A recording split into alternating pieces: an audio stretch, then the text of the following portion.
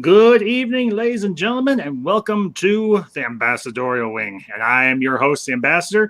Glad to see you all in here this evening, and we are going to have a good time tonight. As always, I've got my moderator. I've got several of my moderators in here. Shea is Storm Dragon, Mother of Mods. I've got Classic Comics, Stone Loki, and Just Another Nerd's coming in. Welcome, sir. Glad you could be here. Adega Outlaw. Live long and prosper, my friend. And got some familiar faces, got a couple of new faces, got one face that's running a little bit late, but he will be here before too long, I would assume.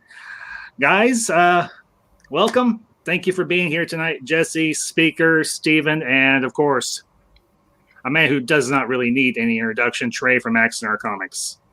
Guys, thank you for being here. Glad you could join this evening, and we're gonna have a good time tonight. I have a good feeling about this stream. I really do. So, hail everybody! Hey,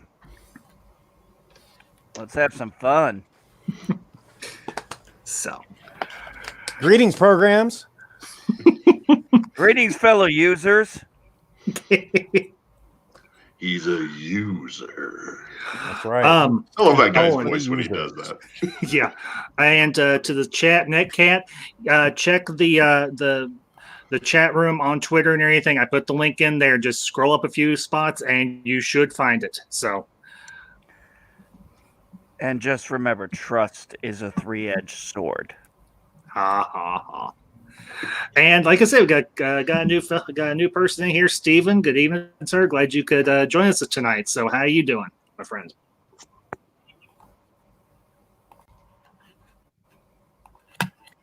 Steven, there he is. I'm trying to figure out how to turn the cam on. you just click the thing at the bottom that says "Start Cam." It's okay.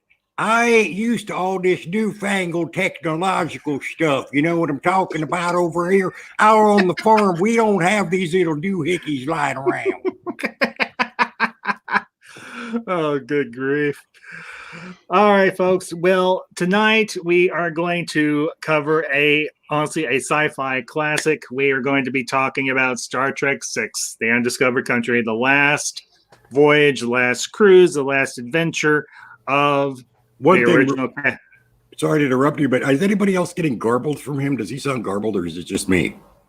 It's just you. I can't hear it.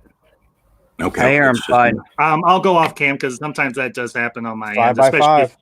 especially if I talk too quickly. That can happen. So I'll just go off cam because everybody knows my face, but not necessarily everybody. It's something on my end. I'll figure it out. Everybody sounds garbled. Okay. Yeah, come on back, Ambassador. That's what my wife says. I don't believe her. I think she just doesn't want to hear what I'm saying. So, My wife guys, just wants me to shut up. and to the chat, Finna Wolf, welcome, my dear. Glad you could tune in tonight. Hope you enjoy the stream. Make sure you hit those likes and share buttons, folks. Anything at the bottom of the screen.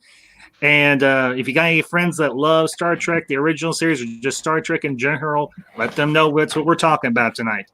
I love Star Trek so much, I went to McDonald's. I'm eating French fries. I'm ready for this. As long as I got fries, I'm ready to go. I got Star Trek I got my adult beverage. I'm good.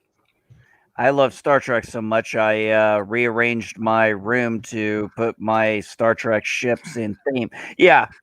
Ambassador's seen the pictures. And here is the last of our motley crew, Netcat. Welcome, sir. How you doing, bud? We'll give him a second. Hey. There's you. Netcat, come in. He's so quiet. I know. He may not be able to figure out that newfangled technology stuff. Ah, there he is. I'm doing pretty good. I just didn't look up far enough. Sorry about that. That's okay. Long day at the office. Well, bud, Hey, congratulations. can you hear me? Yeah, you're coming in good. You're doing just Can fine. you hear bud. me? Yes, we can hear you. 5x5. Crap. Can everybody hear Netcat? Give me a It thumbs up. worked last time. Okay. Yeah, Netcat, you're coming in clear, bud. The tech isn't a problem. Or it's more that I'm using old tech. Can So- you hear me now? Okay. Yeah, we can hear you. You're coming in fine. So, glad you could join us tonight, bud. We just literally got started like a few minutes ago, so you have not missed anything. I was just doing some introduction, saying hi everybody in the chat, and we are going to pile into this. We're going to pile on this thing, and we're going to have some fun talking about Star Trek VI: The Undiscovered Country. And this, honestly, for me, is one of the quintessential great sci-fi films ever made. Honestly, that's just my 2 cents. So, guys, like I said, let's get to it. We don't stand on ceremony here, Mr. Wayne. Sorry, that's my Bane. It's not particularly good. Well, earlier this morning, in order for me to get prepared and get into the mindset of talking about Star Trek VI: The Undiscovered Country, I went ahead and popped in or just got onto Hulu, which actually has 5 out of the first 6 Star Trek movies. They don't have The Voyage Home. I'm like, really? But seriously, I started at 7 o'clock this morning. I know, I was like totally bummed. But I started at 7 this morning with a motion picture and just been plowing on through. And actually right now on the big screen, all of the 4-legged children are watching the last half of The Undiscovered Country in my preparation for tonight's panel. Because I knew I'd be up against some serious people here tonight. So, but yeah, this was one of the only 2 TOS Star Trek movies I got to see in theater because I was too young for the rest of them. And when they came out with the trailer for it and everything, me and my mom were like, "This is the last one with the TOS. We're going to go see it," because my mother grew up watching Star Trek as a young woman and everything, and we walked out. I was like, "I think that was a great send off," and she's like, "Yeah, that was." She's like, "That was a great send off," and we may eventually talk about the on another stream. We may talk about the Next Generation movies, but tonight we're going to show some love. We're going to talk about this. We're going to dissect it. We're going to talk about our favorite parts, all that sort of stuff and everything with Star Trek VI: The Undiscovered Country. So, guys, where do you want to start? I open the floor to y'all. So for me, it went. This is the only TOS movie I got to see in theater. It is the only TOS. It is actually the only movie my father and I actually ever saw together. So this is why this movie holds a special place in my heart and why it's my favorite Star Trek movie, period. Christopher Plummer as the villain. General Chang. You know what? I can't call him a villain. He's not a villain. He's what a Star Trek antagonist is. A different ideological point. Him and Kirk were the exact same part of the coin. It was just an awesome, and the way the fight went between them, the submarine style, kind of reminiscent of Balance of Terror. Yeah, it was Wrath of Khan and the Nebula. Yeah, Wrath of Khan and the Nebula, exactly. It was quintessential. That was that's Star Trek, and to me, it was just the send off was complete, in my opinion. Warriors going at it, and remember, Kirk was never necessarily a superior fighting warrior as far as physical prowess. Yes, he was tough and everything, but it wasn't. He was a warrior purely for strength. He was a warrior by strategy. Well, now, yeah, think about it. That's what I was just thinking, Trey. You got the old, job. The Kirk Fu, right? Yeah. But that's all he really had. Yes, but he was also strategic, theoretical, strategic. I mean, yes, he was physically good, but remember, he didn't beat the Gorn through physical toughness. He beat the Gorn through thinking, because he could not beat that Gorn physically. Yep. He had no chance, and he knew it. So what did he do? He thought. and he spent the whole episode trying to figure out how to beat him smartly. That's why Kirk was an intelligent warrior. Yeah. Totally agree. And I think the greatest line of that film, bar none, was when the alien girl, it's been 10 years since I've seen it. The alien girl who kissed him. Yeah, the changeling.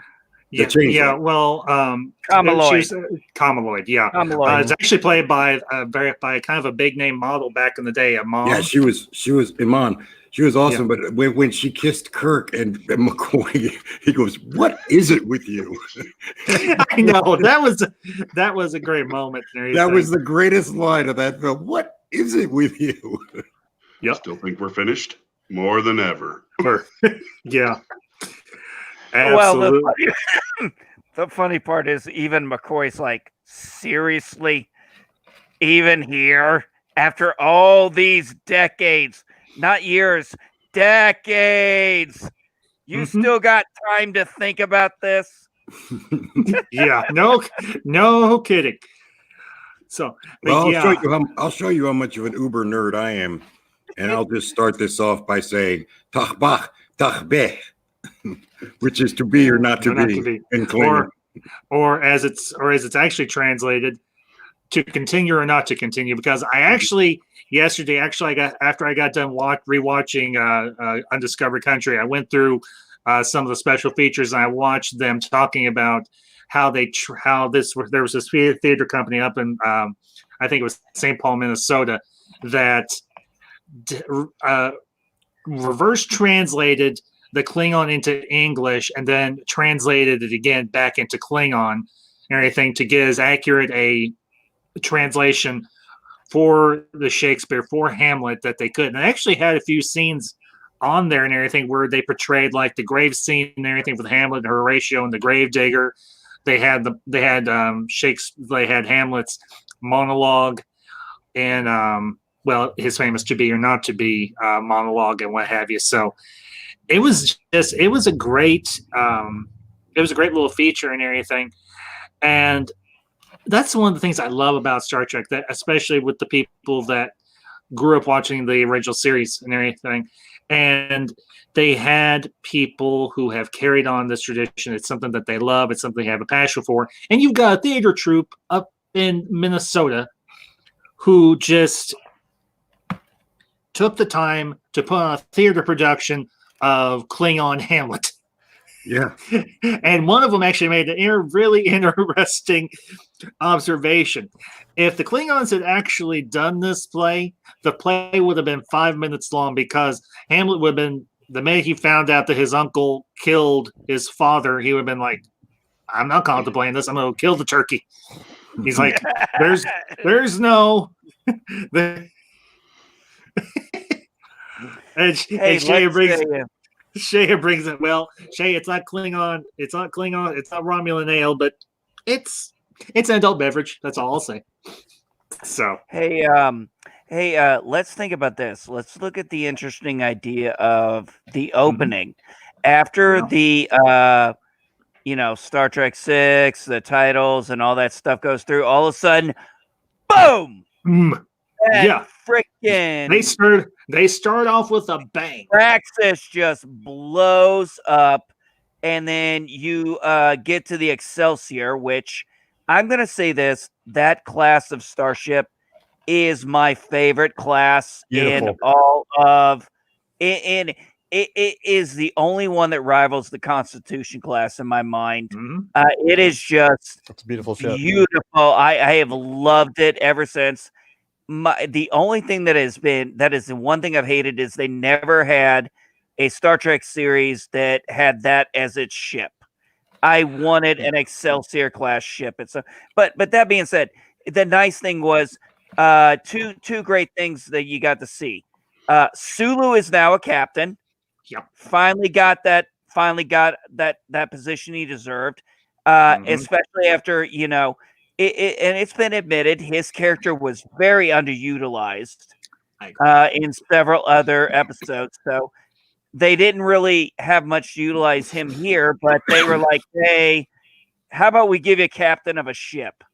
And I think there was an agreement there, which makes sense. And then Yeoman Rand from the original series, who was in the first season, then was in the very first communication movie. officer. Yeah. And then she was a chief petty officer on the original movie. And then we never saw her again until she was a commander on the Excelsior under him. Yeah.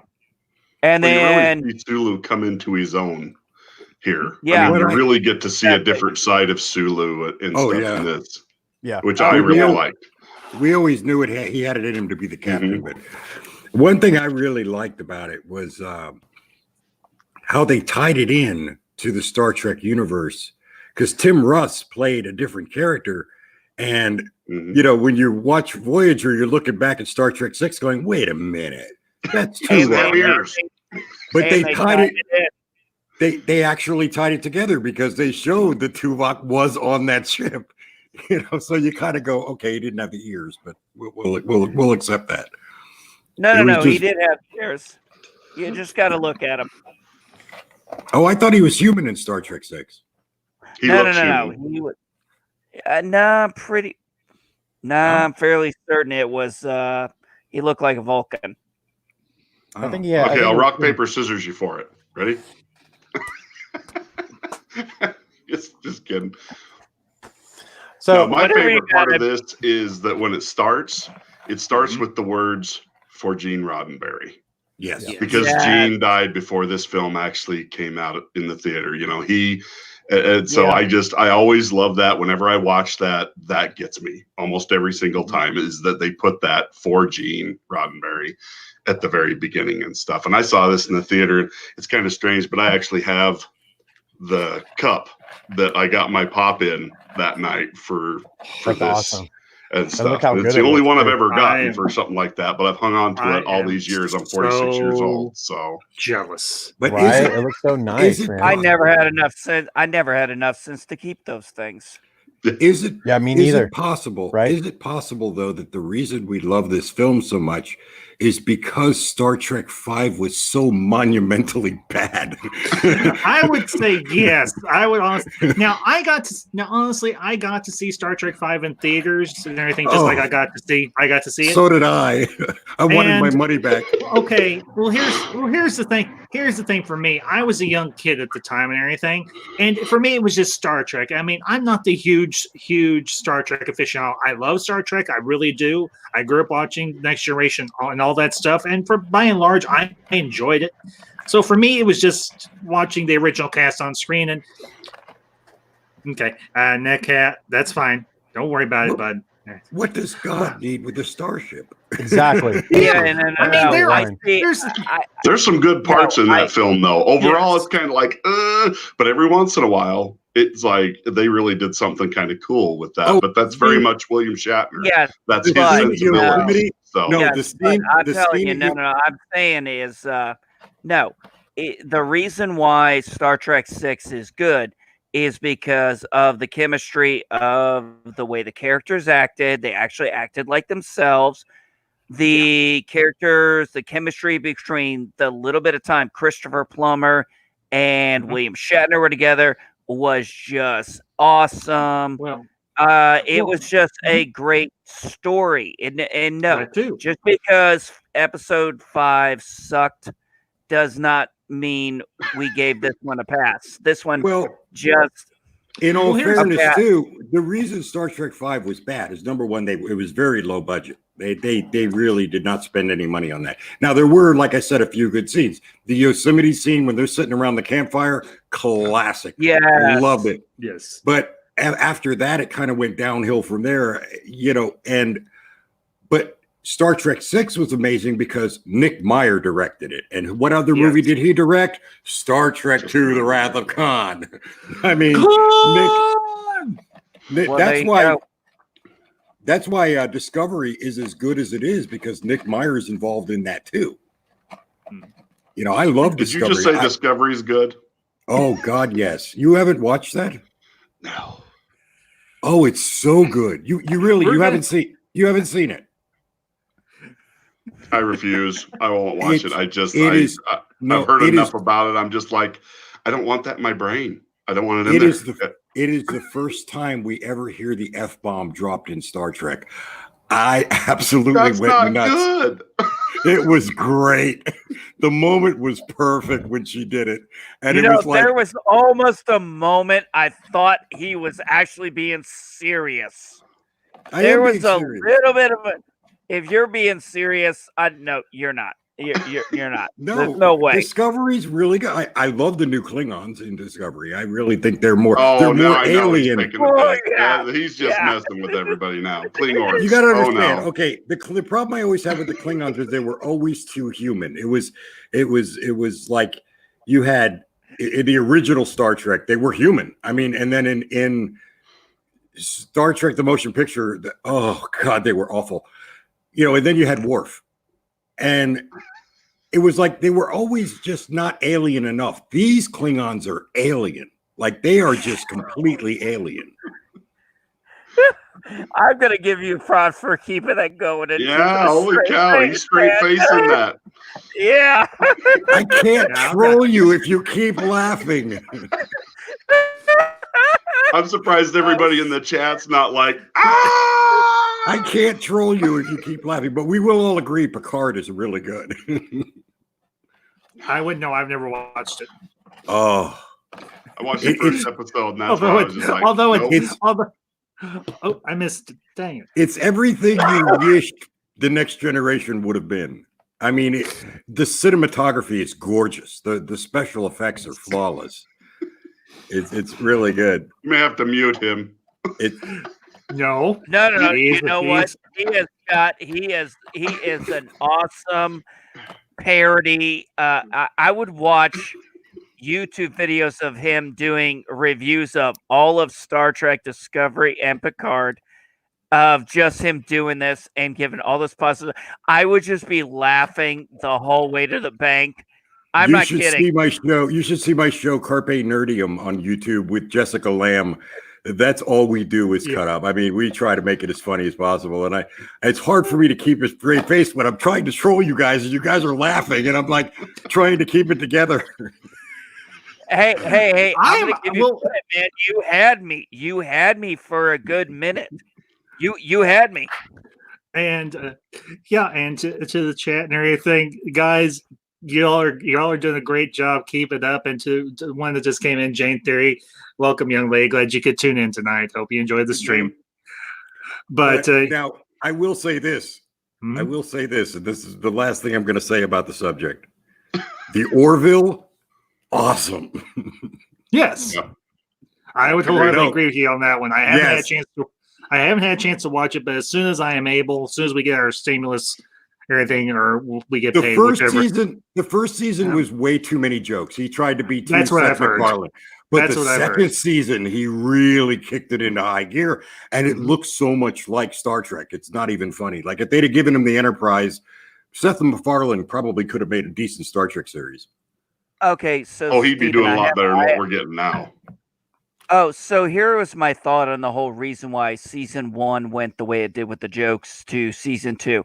I think that the way, if you want my theory on it, Seth MacFarlane kind of pitched it to Fox a certain ways and then put the little over-the-top stuff in right away to be like, okay, this is... And then if you notice, they started becoming more integrated, and then by the end of the season, it was more part of it. And then by season 2, the humor became totally organic to the show. It was, but he is. And I think that was it. He's such a good captain now. Like in season 2, you really can believe him as the captain of a starship. Like he takes his job a little more seriously, and I love that. I mean, it's just he's really a good actor when he wants to be. And I was just like the second season. I was like, okay, I'm waiting until season 3 because if they keep pulling it together like that, it's good. It's interesting. Yeah. Well, let's get going back to Star Trek 6. Star Trek 6. Star Trek 6. One of the things I liked about it was, this was a point where you've had a little bit of Klingon culture knowledge through TNG now, So they've integrated that into this. Mhm. You now have, this crisis going on, and Spock, being the negotiator he is trying to open up the dialogue between the two warring factions. And it's probably one of the most realistic people to do it. Now, Kirk not thinking, why me? I hate the Klingons. And I mean, this is actually one of the, I think, really where, even though we saw it in a little bit in Search for Spock, and from then on, but this is really when I think we finally get a realization that Kirk hates Klingons, Yeah. hates them. I mean, Justifiably absolutely so. yes, but I mean, he just hates everything about him. And when he makes that comment, "Let them die," it's like you Mhm. almost wouldn't think that would be him if you didn't realize what happened to him. Right. Yeah. Well, and Well, he the just thing got his son back, was just starting to build a relationship, and then loses him. I mean, of all the times, I mean, that had to burn him in a way oh yeah, that just, I mean, to be that close to having your son and then have all that opportunity lost. But as an actor director, I kind of look at things from a film standpoint, and that was the one thing that really didn't sit well with me is his reaction when David was killed. He stumbled and missed the chair, which interesting side note, that was not supposed to happen. He missed the chair. Like that was an outtake. Yeah, that was an outtake. They left it in. They said, "Oh my God, that works." He was supposed to sit in the chair and say, "You Klingon bastard, you killed my son." He missed the chair, and but it worked. It worked. So they kept it. He's like, the director was like, "Run with it." It worked. But his reaction, because I mean, let's face it. I mean, I'm probably going to make everybody mad. I'm about to piss a lot of people off, but William Shatner's always been a really wooden actor. I didn't do it. Okay. Worst timing ever. Wow. Okay. All right. All right, guys. That was guys. Okay. Okay. Go ahead. Ambassador. But he's no Ambassador- Christopher. He's no Christopher Plummer, is what I'm saying. And I don't know. His reaction to David's death and then his visceral reaction in 6 doesn't quite, fit together, because he didn't react. It's like he was upset for a minute. "You Klingon bastard, you killed my son," and then he just was over it. Like for the rest of Star Trek 3, he was over it. He was fine. He kicked the guy in the face. Was like, "I've had enough of you." But I don't know. 6 was a little too much of an overreaction. Considering in 4, they went and hunted the whales and you never heard anything about it. Like, he never even mourned. He never mentioned David. It was never brought up. It was like he was over it. He was fine. Wasn't mentioned in 5. He was fine in 5. And all of a sudden in 6, he's upset about his kid. I do have a theory. I can maybe give a fan theory explanation to that. No, just hear me out here. Let's go all the way back to the original series. Remember how he reacted to his brother's death when he found him? Yeah. And his sister-in-law, and then his nephew. Yeah, and then he focused back on the mission. That was how he did it. Now, let's flash forward back to this. Now, yes, this is his son, not his brother, but remember, he's not seen David through most of his life. He's just barely put it together. So now just realizing he loses him, like you said, I think in a way he was just building him back up. Now he lost him. Now he doesn't know how to react. Whereas how he reacted to Spock, he's known Spock for 20 some odd years now. Whereas even though this is his son, this was somebody he barely even knew.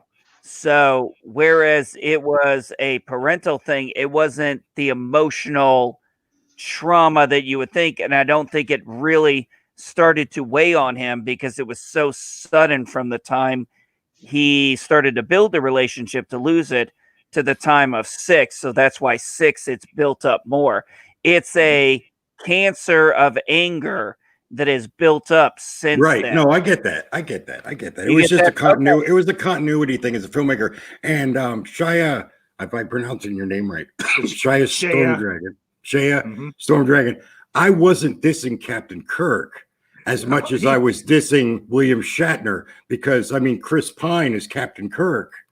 I mean, you know, quintessential Kirk. So it's not Kirk. Come on, you guys had to laugh at that. She was Steven, she was joking with you. She was razzing I you a thought little you bit. guys would love that Chris Pine joke. But Trey, your thoughts? I know you haven't had a chance to say too much. I would know, you know, I agree with a lot with what Jesse was saying earlier about, you know, there was a really good interview that came out with Ricardo Montalban after the Wrath of Khan, you know, and he talks about how, you know, the villain, you know, the story does not look at himself as the villain, right? And I think Chris Plummer did an excellent job in his role of, you know, wanting to protect the Empire, right? I mean, he, you know, for him, you know, I feel like he saw no other way but to go ahead and, you know, go to war with the Federation. You know, at the very end, right? You know, Kirk, you know, he says, you know, the undiscovered country, right? You know, he's like, he looks at, you know, the Chancellor's daughter and he says, you know, your father called the future the undiscovered country, right? And it's the fear, right? It's the fear that they were battling. It's the fear of, you know, making peace with the Klingons. It's a fear of putting the hatred aside of, you know, of the Klingons, you know, being the cause of the death of his son. You know, I mean, it's, you know, it's that issue that I think was the underlying, I guess, story, right? If you would. And I, you know, I mean, and, you know, to see these actors, you know, on opposite sides of what they feel like is the good side, right? I mean, it was, I mean, for me, it was phenomenal, right? I mean, it will always hold a special place in my heart because I really enjoyed the struggle, you know, and you know, I agree with Steven, right? Yes, you know, William Shatner is a wooden actor, right? I mean, he is very dry. That being said, he is probably one of my all-time favorite actors, right? Oh no, yeah, no, I'm not. I mean, you misunderstood me. I'm not saying he's a bad actor. I'm saying he has no range. He's a one-trick pony. He exactly, you know? and I agree with you on that, right? And I guess it's because of that that Shatness, right? I mean, I love the Shatness, you know, and I mean, did you guys ever see him in Boston Legal though? Oh man, he was still when he was in that, I saw range come out of him that I didn't know he had. I'm like, when he has to deal with the onset of possible Alzheimer's, you see a whole different side of his acting ability in that show. I'm just like, and you get glimpses of that in Star Trek, but you're just like, where was that the whole time? Like, exactly. Why weren't you doing that this entire? And the funny thing is like William Shatner hated that line, that "let them die." He told Nicholas Meyer he didn't want to do that line. I watched a documentary on this, and he did not like that. And he went and they filmed a different version of that line, but Nicholas Myers liked that line so much, he told him he was going to let him do the different line. And then put the other line in the movie anyway. Yeah, really. Because it fit with the vision he was trying to do for the movie. Look how awesome he was in T.J. Hooker. I mean, Well, and here's one thing that I remember from this film and everything. And it actually this was something that was very prominent that was going on in the world when this movie came out, and that was pretty much the collapse of the Soviet Union, the destruction of the Berlin Wall, the end of the Cold War.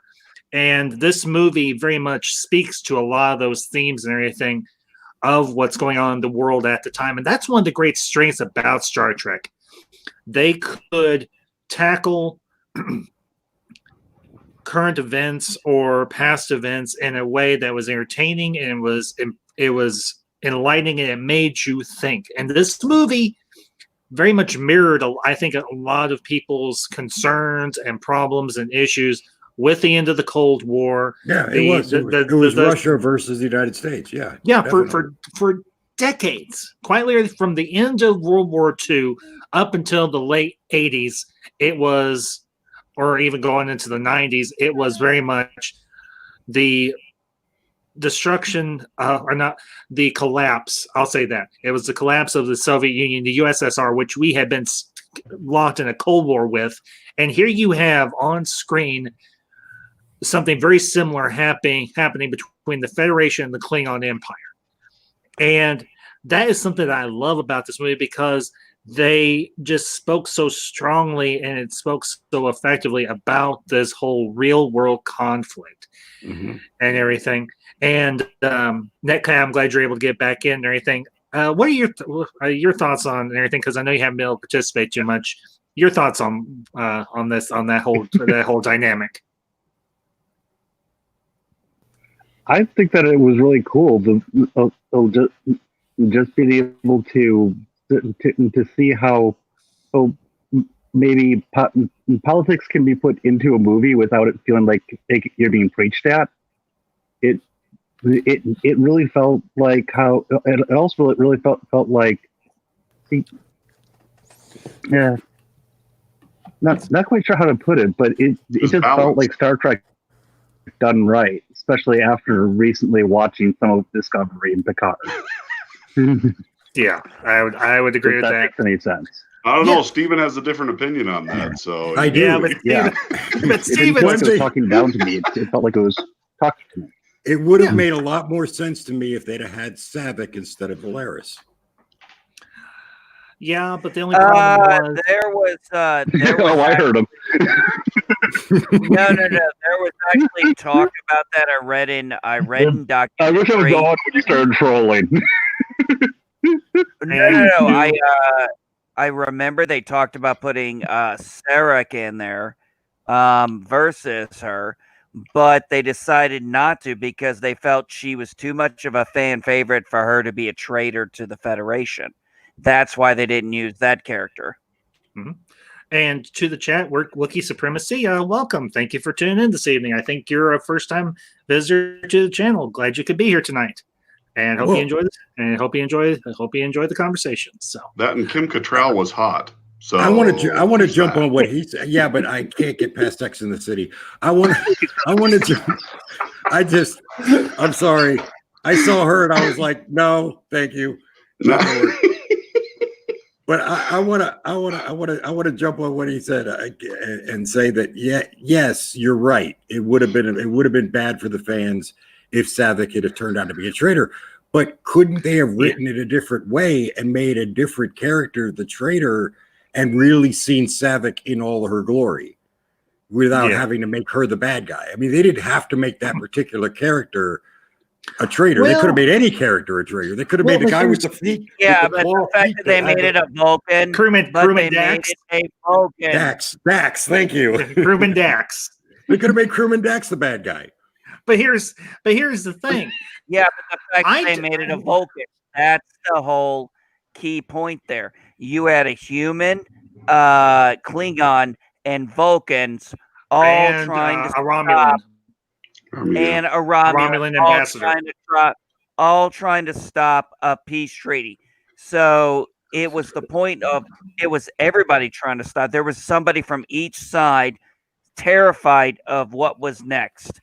If they tried to broker peace, they thought it was going to destroy everything that anybody had. The Romulans, the balance of power on their side, the Klingons, their culture, the humans and the Vulcans, the Federation. It's an allegory. I mean, it's an allegory for the fact that, he said children are frightened of change. Change has to be done slowly and gradually, but when it's thrust like that is, for example, right now, we're thrust into this change that we're a month in and people are going batshit crazy. To some extent, yeah. Oh, dear Lord. Let me ask you this. Correct me if I'm wrong, but isn't Savick half Romulan? Yes. So it would make sense for her to be a traitor. Well, No. We are not comparing her to O. Okay. I'm To who? just saying. We're not comparing her to who? Don't Who's that? don't worry. I got the Don't worry reference. about it. I got the reference. Yeah. One from thing that Picard, did, I got the reference. yes, I did. One thing I didn't really. Okay, I like to be the devil's advocate and things like this because it's funny. Why didn't we ever get transwarp drive? Good question. The Borg had it. I mean, they hyped it up in Star Trek II. The Excelsior had transwarp drive. Yeah, Scotty broke it. And Scotty broke it. Okay, he took out the plumbing, as he said. The easier it is to stop up the drain. The more you overtake the plumbing, the easier it is to stop up the drain. But we never, I mean, when I saw the Excelsior, I was like, okay, we're going to get to see transwarp drive. And no, we didn't. And got a new face, another new face in the chat. Ensign Ricky, welcome. Trey, is this one of yours? I have seen Ensign Ricky before. Hello, Ensign Ricky, and greetings and welcome to the chat. But yeah, welcome. I don't think he's one of mine. I mean, I'll claim him. I'll claim all of y'all. I'll claim everyone here on the panel and everyone in the chat. Who are you kidding? I mean, come on, it's me. It's okay. It's okay. I was just curious. Ensign Ricky, So greedy, gall. That's me. Baby. All right. I take it all. All right, speaker, behave yourself. Or mute me like I did to Loki back when I did Fifth Element. When we did Fifth Element. All right, hey, let's think about this. Ensign Ricky, if I could address that, the drumhead, one of my favorites, but it's so unwatchable because of that admiral. She is just awful. That's what makes her so good, though. Is she is so bad. Yeah. I'm gonna get you, Picard. Give me a break. You'd be amazed at what I've seen in some of that kind of stuff. Yeah, I love I'll the leave that speech there. from that episode, But though. but I Picard mean, when I'm thinking about beautiful chemistry, it was Shatner and Plummer where they meet, and he's just like Captain Kirk, I've so wanted to meet you. Oh yeah, I'm not sure, and he's like, I'm not sure how to take that. Yeah, and I mean, but the point is, he actually opens up Kirk's eyes to the realization that they are both equally the same. They are both equally prejudiced. They are both equally racist towards each other. Yep. Only Kirk realizes I can change, and he's willing to change, even though it terrifies him. Whereas Chang is not. Yeah, and that's what it comes down to. Yeah. Well, but Kirk wasn't until Gorkon died. That was the turning point for Kirk in the storyline, and that's what I love is like when he's talking to Dr. McCoy down in the caves and stuff, and he's like, Gorkon had to die before I understood how prejudiced I was, and I was like, man, how many people have to have that realization in their life? It has to go that bad, especially a guy that bleeds pink blood. Like, what was up with that? I think it was more. Why was the blood pink? I think it was more. I think it was for the win. I think it was more purple than it was pink. It looked purple to me. And then they screwed that continuity up because they never actually showed it again. Yeah, they never did it again. That is one of those continuity errors they had where they never showed it right. And okay, I'm gonna say this. I'm gonna throw it here. I'm gonna give one fair prop to Star Trek Picard, and I mean this seriously. At least they gave an continuity explanation on why some Romulans look more Vulcan than others. Yes, I'm going to give them very well done. I am going to give them props for that. That was a fair continuity explanation. I was like, I'm going to give you a prop for that. Yeah. Yeah. Get over it. Well, and two people brought up this point. It's a minor thing. It was Ensign Ricky is backing up, I think, what let's see. Who was it? The new warp scale in TNG, yeah. Warp 10 is an unreachable mark at that point, which I thought was always kind of stupid. Yeah, that's Yeah. And then they Yeah. they totally went against that with the new Enterprise that Riker flew in the final. I think it was the final episode where it had the 3 warp nacelles, and they were doing warp 15. And I'm like, Yeah, so it the was whole warp all 10 good thing ship can go that Well, you fast, just too. need to. They just need to add an extra nacelle. And to whoever else brought up that point previously, props to you, and to Ensign Ricky, props to you as well. The other, we got to watch the Enterprise decloak. That was awesome. That was awesome. Yes, I would agree. I would wholeheartedly agree. But the one of the things that was kind of one thing that I thought was kind of odd with the phasers when they were shooting Gorkon and all that was that the phasers seemed to be a lot more like projectile weapons rather than beam weapons, because they were cutting and going through. They weren't leaving bird marks or anything. Yeah, they were more. Yeah. Well, the other thing is they could have had them on a different setting, or it could have been the fact that maybe there wasn't any gravity on the Klingon ship. That could have had an effect as well. I don't know. I don't know all the technical ins and outs of Star Trek. I'll leave that to wiser minds than mine. But no, he's right. The phasers did look odd. They did look odd. They didn't look like phasers. They had a little more of a more focused stream than even they had in TNG at that time. Yeah, I can see where you're talking about there. I can see that. And the funny thing is I know you're gonna Speaker of the Dead's gonna hate this, but in Picard, they actually had the same phasers, because when they shot that one dude on Mars, it went right through him, and it was a projectile type weapon. So, hey, continuity, man. Yeah. Oh God. But the one thing I will say is I'm gonna reach through there and strangle him. Jesse, hey, bro, I'll boot you. Be nice. Oh, I think he knows I'm just with him. Wrong side. There you go, Trey. There you go. Okay. All right. I know this is Star Trek, but you could have done the Jedi, the Sith force choke. You could have just done the force choke. I would have. Or the neck pinch. You got to get the neck pinch. You got to get up and just a little higher. You mean like here? Yeah. Wait, what do you mean a little higher? Whoa! What are you drinking there, buddy? Trey. I'm quoting Spaceballs. Yes, a little higher. Yeah. Okay.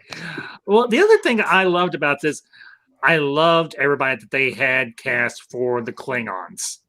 That was some good casting for the Klingons. I mean, Christopher Plover, David Werner, and the woman who played Gorkon's daughter, who became High Chancellor herself, which, to Hollywood and to all the SJWs out there, strong female character, and she's alien. She later played the Borg Queen. She did? No, I can't. I made that up. I can't back that up. Oh! That's not true. That you're thinking of Alison Krieg from. I know. From First Contact. I wanted to see if you guys would pick up on that. I think it's Rosanna DeSoto is the gal's name. Yes. Rosanna. It was Rosanna. Rosanna. Yep. So here's the crazy thing: how did they go from her being High Chancellor to, by the time Gowron is in charge, women aren't allowed to serve on the council? What is up with those eyes, man? That guy looked ridiculous. Continuity error. No, Gowron looked ridiculous. She ruined it for all the other women. No. He did that on purpose. Actually, I read about that. He decided to do those menacing eyes on purpose. Well, he just looked ridiculous. I liked Gowron. You will not have this day. So what was up? What was up? How many of you were disturbed? I was disturbed because I was young. When Star Trek 6 came out, and I was rather disturbed that they actually went there with the whole Vulcan mind rape. I mean, I think that was a little over the top. I wouldn't call that a mind violation or anything. I think if you notice in some of the shots and everything, Spock himself is disturbed that he has to probe that deeply into her mind to find out what she's doing, because she's putting up resistance to him and everything when he's doing the mind probe on her. But that is a clear-cut violation. He pays the price for what he does. That is a you violation. can tell when he's done. She does not know he's almost crying at that point. And that he himself. It messed him up. For Spock, that was a hard moment, and that was a moment I actually did want to discuss, because you don't rarely see a Klingon Vulcan go rogue. I mean, even though she was Vulcan, yeah, that's what I meant. You don't see a Vulcan very, very often go rogue against the Federation and everything. And I think Kim Cattrall did a great job in her role as Valeris. I really do, and everything. I know some people say, "Oh, it's just the chick from Sex and the City and everything," but she does have some decent acting chops and everything. She is a good actress, in my opinion. And I think she brought. I've never seen Sex in the City, so this is all I know her from. She was in Mannequin. That's the first time I ever saw her. In Mannequin. And what? Netcat, go ahead. You were saying. Oh, I was just saying that I thought she did a really good job. Okay. Well, like she said, she had a logical approach, and it was a nice change of pace where you realize even Vulcans can have a difference of opinion and logic. Yes. And I mean, that's something, it was nice to understand, and maybe get away from the mistake of, Vulcans are all, and it's another thing. There was this mistake of all people of a certain race are all monoliths. Well, this proved that not everybody is a monolith. Not all Klingons are monoliths. I mean, this was the first time we saw a Klingon lawyer and a Klingon jury and things like that. We saw another aspect of their culture that we had never even seen yet. And then we saw, an aspect of Vulcan culture where there were people who disagreed. I mean, humans, we'd expect that from humans, even at that point, but to see the other races. And I mean, don't forget the Klingons and the Federation and the Romulans were conspiring together to stop this. Yeah, this wasn't a single thing. This was all of them saying, we don't want this peace. So it was an entire cabal. I mean, that is some crazy fear there. Mm-hmm. Absolutely. Well, it factors in, in some ways now. I'm wondering, though. I mean, he did a great job. Michael Dorn did an amazing job as playing his grandfather. But was it a cheap shot? I mean, it was kind of fan service. I think it was a little too fan service for me. When I saw that, my first thought was, really? I thought it was his great grandfather, because his father's name was Maug, wasn't it? No, it was Maug. No, it's his grandfather. Yeah, it was. Yeah, because in this he's Commander Worf. So I always thought it was his great grandpa, but I might be wrong on that. So no, it was Worf. Worf was the father of Maug. Maug was the father of Worf. Yeah, it was his grandfather. Yeah, and no, I wouldn't say so, because you had the guy who played Tuvok, who, even though at that time he wasn't named Tuvok, he was also on a TNG episode at one time, and he was the guy who was supposed to originally play Geordi. And there was Tim Russ. The guy who played, and there was Tim Russ, and then there was Renee Ubran, who eventually played Odo. Mm-hmm. So I mean, there was a lot of Star Trek alumni, and I mean, no, I don't see fan service, because it was not unusual for Star Trek actors to play other people. I mean, let's not forget Sarek's very first time we ever saw the guy who played Sarek. He was the very first Romulan we ever saw. That's true. He did play. They often recycled actors, though. They did that a lot. Yes, they did. Star and Trek that was the motion picture. He Mark Leonard played the Klingon captain. Yeah. So. And let's look at the guy who played Martog. He played the Vulcan captain for Cisco in the very first episode of DS9: The Emissary. J.G. and Harrisburg. that's not even And then other characters have played many different people. I mean, the guy who played Quark was the original Ferengi we saw on TNG. The Doctor on Enterprise, I When believe, they had the was in weird a few other whip different episodes. phasers. Yeah, the weird whip phasers. The Doctor on Enterprise was on a few different episodes too. Yeah. I can't remember his name off the top of my head, but that was another great one. Enterprise. That was just Quantum Leap on steroids. Yeah. Well, the other part of like I was mentioning earlier, the cast for the Klingons was just they all brought their A game and everything for those roles, and they just they gave an image of the Klingons that we have not seen before, that they are not just everybody's a warrior, everybody's a fighter. You do have intellectuals among them, and well, with Jesse's avatar right there, General Chang, he's an intellectual, but at the same time, you figure this is a guy that maybe back in his prime could kick some serious butt, because we don't know how good of a warrior an older Klingon would be. I know we've seen bits and pieces of older Klingons fighting on like TNG or Deep Space Nine or what have you. But Chang was a military genius, and he worked within the structure of the whole plot and everything to destroy the conference and everything between the Federation and the Klingon Empire. I mean, there's even a scene after they take Kirk and McCoy into custody where Gorkon's daughter and everything is talking with some of the other advisors, and they're all saying, "Go to war, go to war, go to war," and the daughter, as a boor, Gorkon's daughter says, "My father wanted peace," and Chang says back to her, "Your father wanted peace. He's dead. Remember that." So, this gives you a much better picture of just how mentally well prepared Klingons can be.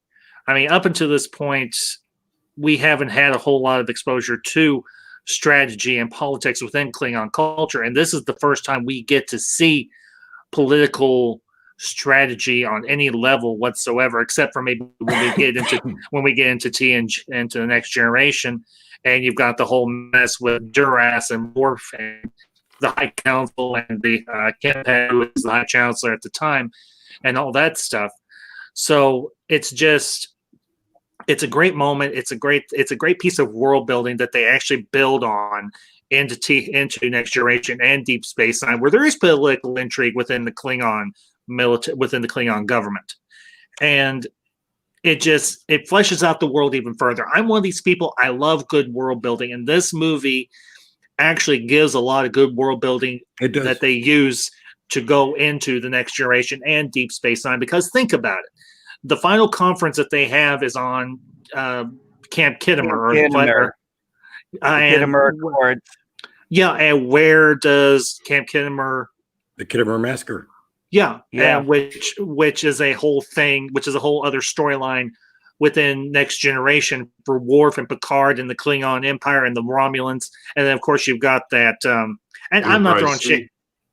Yeah, the Enterprise. Think about this too. Tim Russ's character, they retroactively made it continuity where he was originally part of the Excelsior at the time, and we all thought it was a different character until it's like, wait a minute, why would he only be a lieutenant commander at this time? He was and then it's like, okay, he decided to leave Starfleet for 50, 60, 70 years, and I was like, well, he was also younger. He was also a lot younger. Exactly. Yes, he was a lot younger, and we know Vulcans live longer, so it was actually, they were able to take something to retroactively retcon it from a movie, bring it into the series of Voyager, and actually make it work and still be faithful. And I mean, hey, we got George Takei back in it too, so I mean, that's always a win. And one thing Oh, we also my. learned, as far as world building, one thing we also learned is that not everybody keeps their genitals in the same place. Yeah. Yeah, when they're okay, and this is Anything you want to another, tell us? and this is Those were this is not his knees.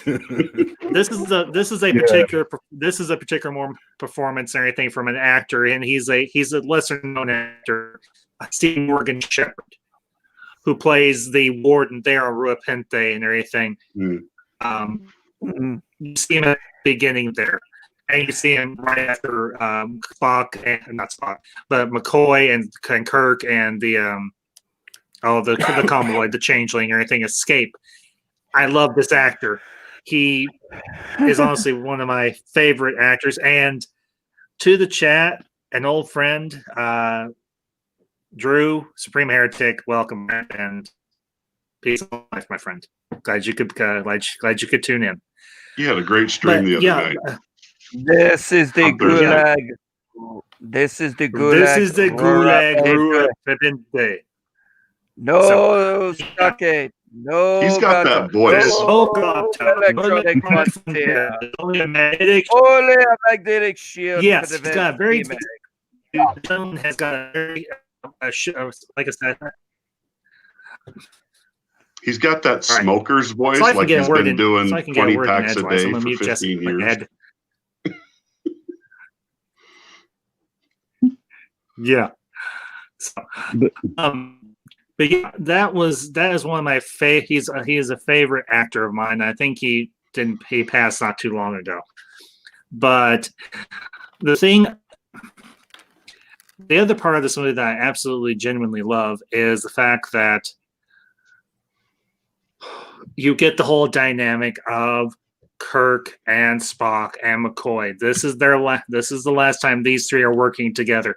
And you have those scenes with Spock and everything when he's talking to Valeris, and he's saying, "This will be my last voyage upon board as a science officer." He's passing the torch to someone that he feels is capable. And sadly, what you have happen is she completely betrays his trust, and you can sense that there's just a little bit of heartbreak on Spock's part. And you have that scene right after they get back on, when Kirk and McCoy get back onto the ship, and Spock has done the mind probe on Valeris, and he's laying there in his room, and he's like, "I prefer it dark," and he's meditating, and Spock is just this is a rare moment of vulnerability for Spock that we don't often see. You see his human side come in, because you have to remember, even though he suppresses it, he is still half human. Yeah, RR, I would agree with that. Three Amigos and One Last Trek. I would say that's a very, very accurate assessment. And a good movie. I think that's my favorite thing about this one is it is really, really ensemble. You get to see all of these guys one last time at their best. Like the scene where they're in the kitchen, where they each kind of come in at different times after they fire the phaser. That's one of my favorite scenes, because they're just like, who fired that phaser? And then Spock is like, when he's talking to Scott, he's like, if you don't, if we go back to Starfleet headquarters, they will be able to get rid of their incriminating footwear, and we will never see the captain or the doctor again. Could take weeks, and it's just that whole dialogue through that scene is just, it kills me, and it like each one of them get to show off how good they are, and I love that. Yeah, what was it? She said a lie, and he's like, an error or an omission or something. And one of my favorites, things. One of my favorite things was honestly the end of it when they get to Kittimer, and they're cloaked, and yes, obviously they can shoot while they're cloaked, but obviously they can only shoot a certain amount, and it's very limited, and it's timing, because otherwise they should have been able to destroy the Enterprise. So that whole scene where they're going around and they're trying to figure out how to find the ship, and Chang is just taunting him, and then that whole scene going back and forth, and the torpedoes getting worked on and everything, and then that final scene where he's like, "We've got a heartbeat, Jim." "She's ready, Jim. Lock and load." And then that scene where he's like, "Fire." And I am just like, I get chills every time. And then, getting to watch Sulu get to be a captain, and he's like, come on. She'll fly apart. Fly her apart then. Apart, damn it. Best line in the whole movie when he does that, in my opinion. Yeah, Sorry. Speaker, I She'll agree fly with you. apart. Gives Yeah. me chills Fly every apart. time Sulu says Fly her it. apart then. He's like, I don't care. He's like, I'm getting to my captain. Doesn't matter that he's gay. He's like, I'm getting to my family, no matter what. You gotta understand. You gotta don't. You gotta understand. Sulu was pissed. His favorite teacup broke. So I mean, he was Yeah. he was out for blood. He was out for blood. Oh, you brought up the teacup. Well, and not only that, his teacup gets broken. He gets woke up in the middle of the night by Christian Slater. Yeah, And I've heard people does talk that? about this before. Why was Christian Slater in this movie for one scene? And I'm like, I don't know. Maybe he had a contract with No, I think we It should was say a thank favor. God it It was was a only one favor. scene. I'd have took Actually, it was that cameo. it Give was me a that one. favor. I'll take it. Oh yeah, who would? Oh yeah. Hey, I'll take a walk-on role. Yeah. Hey, But yeah, I'll wear a red shirt even. Kill me up before the first commercial break. I don't care. Don't mess with a man's teacup. yeah, no kidding. Yeah, I will say this. We only get like I think maybe 2 or 3 scenes with Sulu, maybe 4, but they're all beautiful. They're all just beautiful. Ensign Ricky, I get that reference, and you sir get a gold star and a cookie because they were supposed to have Eddie Murphy in Star Trek 4, and they couldn't work out the scheduling and everything. Yeah, He was they working couldn't on get him. something else, and Ensign Ricky, 2 thumbs up, my man. He is If a it was huge the 80s, Trekkie. if it was the Yeah. 80s, Eddie Murphy when wasn't he working in the 80s? Yeah, really, no kidding. But yeah, I heard that he actually had a studio where he did his sound work in his house that was designed to exactly look like the old Enterprise bridge. Mhm. And I'm just Oh. like, that wouldn't I surprise would me. so do that. I just need to make a couple million. I will always Don't we all? go down. I will always go down on record as saying the absolute greatest line in Star Trek, the original series, Next Generation will include Picard and Discovery for sake of argument. Will include Voyager, will include Deep Space Nine, all of the Star Trek's Enterprise. The greatest line in the history of Star Trek is double dumbass on you. You cannot top that. That is the greatest line ever yes. in Star Trek. Okay, Oh, Steve, one of my and favorites. Classic Comics, I know you've been on my streams before. You know your stuff, man. Those Yeah, 2 Mary thumbs Jo up. Slater. Yeah, Christian Slater, hello. I want to have Classic Comics on Carpe Nerdium as a guest. Reach out to him and everything. I don't know if he's on Facebook or not and everything, but I'll work out something for you and everything. Classic, you and Steven. And Steven, whenever you want to have me on Carpe Nerdium, you let me know. Now that I don't know if I can, Ambassador, out of respect for you, because I have a co-host, Jessica Lamb. Jessica Lamb is my co-host. She's a nerd chick. And this girl has no filter, and I'm afraid the language that she uses will utterly offend you. Like she is Steven, really, she has no filter. Steven, let me give you a quick snapshot. I went to elementary through high school through the 80s and 90s. I've heard practically every conceivable combination of cuss word and everything else that you can think of. So, dude, it's not gonna bother me whatsoever. I don't censor people. I don't get most everybody out here knows I'm a Christian, but I am not the easily offendable. Okay, good. Like good. now, if you go like off the wall blaspheming and all No, that no, other she stuff, doesn't. then that's where that's where I switch off. But as far as swearing and cussing, as I've told Jesse, as I've told Loki, as I've told Speaker, well, Speaker doesn't swear in everything. He has his reason. If you But look no. on my Carpe Nerdium page, I you'll have. see I have. my last episode was Jessica Stop Saying the F word. I saw it. So honestly, honestly, no. Steven, you just let me talking about. Jesse, quit it. She's crazy. She is absolutely, but she's so awesome. And You know, to the chat, to Rogue Hub, welcome, my friend. Good to see you. Glad you could pop in. Hope you're doing okay. she didn't swear. Wait. I just read something. What did I see? I got to scroll up. I think I missed something. Somebody said something. And Rogue, me and Rogue Hub, we watched. She didn't swear. Rogue's Hub. She didn't swear on my podcast. She has self-control. Who's Rogue Hub? Who are you, Rogue's Hub? Do I know you? Steven, that's a Star Wars Rogue podcast. He started a new channel. And he started a new channel. I guess so.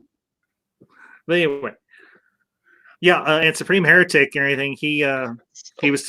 I had him and Orange Hat reviews on. It's been a little while. I think it was back in December when I did my Rise of Skywalker review stream, and they were all, I don't want to get off on a huge thing here. They were all cussing, but it doesn't bother me. It doesn't bother me. Everybody knows I'm not easily offended. Unlike some channels, I'm not easily offended. I'm almost practically unoffendable unless you insult my family. Then you're gonna see the big scary ambassador come out. Well, I was afraid to even. Hey, Speaker, is that a baby Yoda? It is. No, I don't know what you're talking about. Yeah, you do. Yeah, you do. It is actually, and it's knitted. My sister-in-law actually made this for me. Oh wow! Oh, that is awesome. Dude, I want that thing so bad. Like seriously, Speaker of the Dead needs to send it to me right now. Trey, go buy your own. I'll see if I can get my sister-in-law to make you one. Hey. Oh, really? Hey, Speaker, man, I can give you an address if you can get her to do that. I would love one. She had a whole bunch of orders, because they were so good that, because they were like, "Hey, let's wait till a year after we make the show to make a single toy." So, she went online, made the pattern, and she had more orders, and I'm just like, "I'll slip you an extra 10 if you'll do mine first." So she did, and I'm like, "Yeah." I literally, my wife and I were talking about that, and we were like, how the hell did they put this out in October and not think to have this damn doll out by Christmas? Yeah, I mean, right? How much money did they? Oh, it was supposed to be. Well, it was a surprise. I'm like, yeah. Well, here's the surprise. You guys really screwed yourself on some money. Everybody wants that damn thing.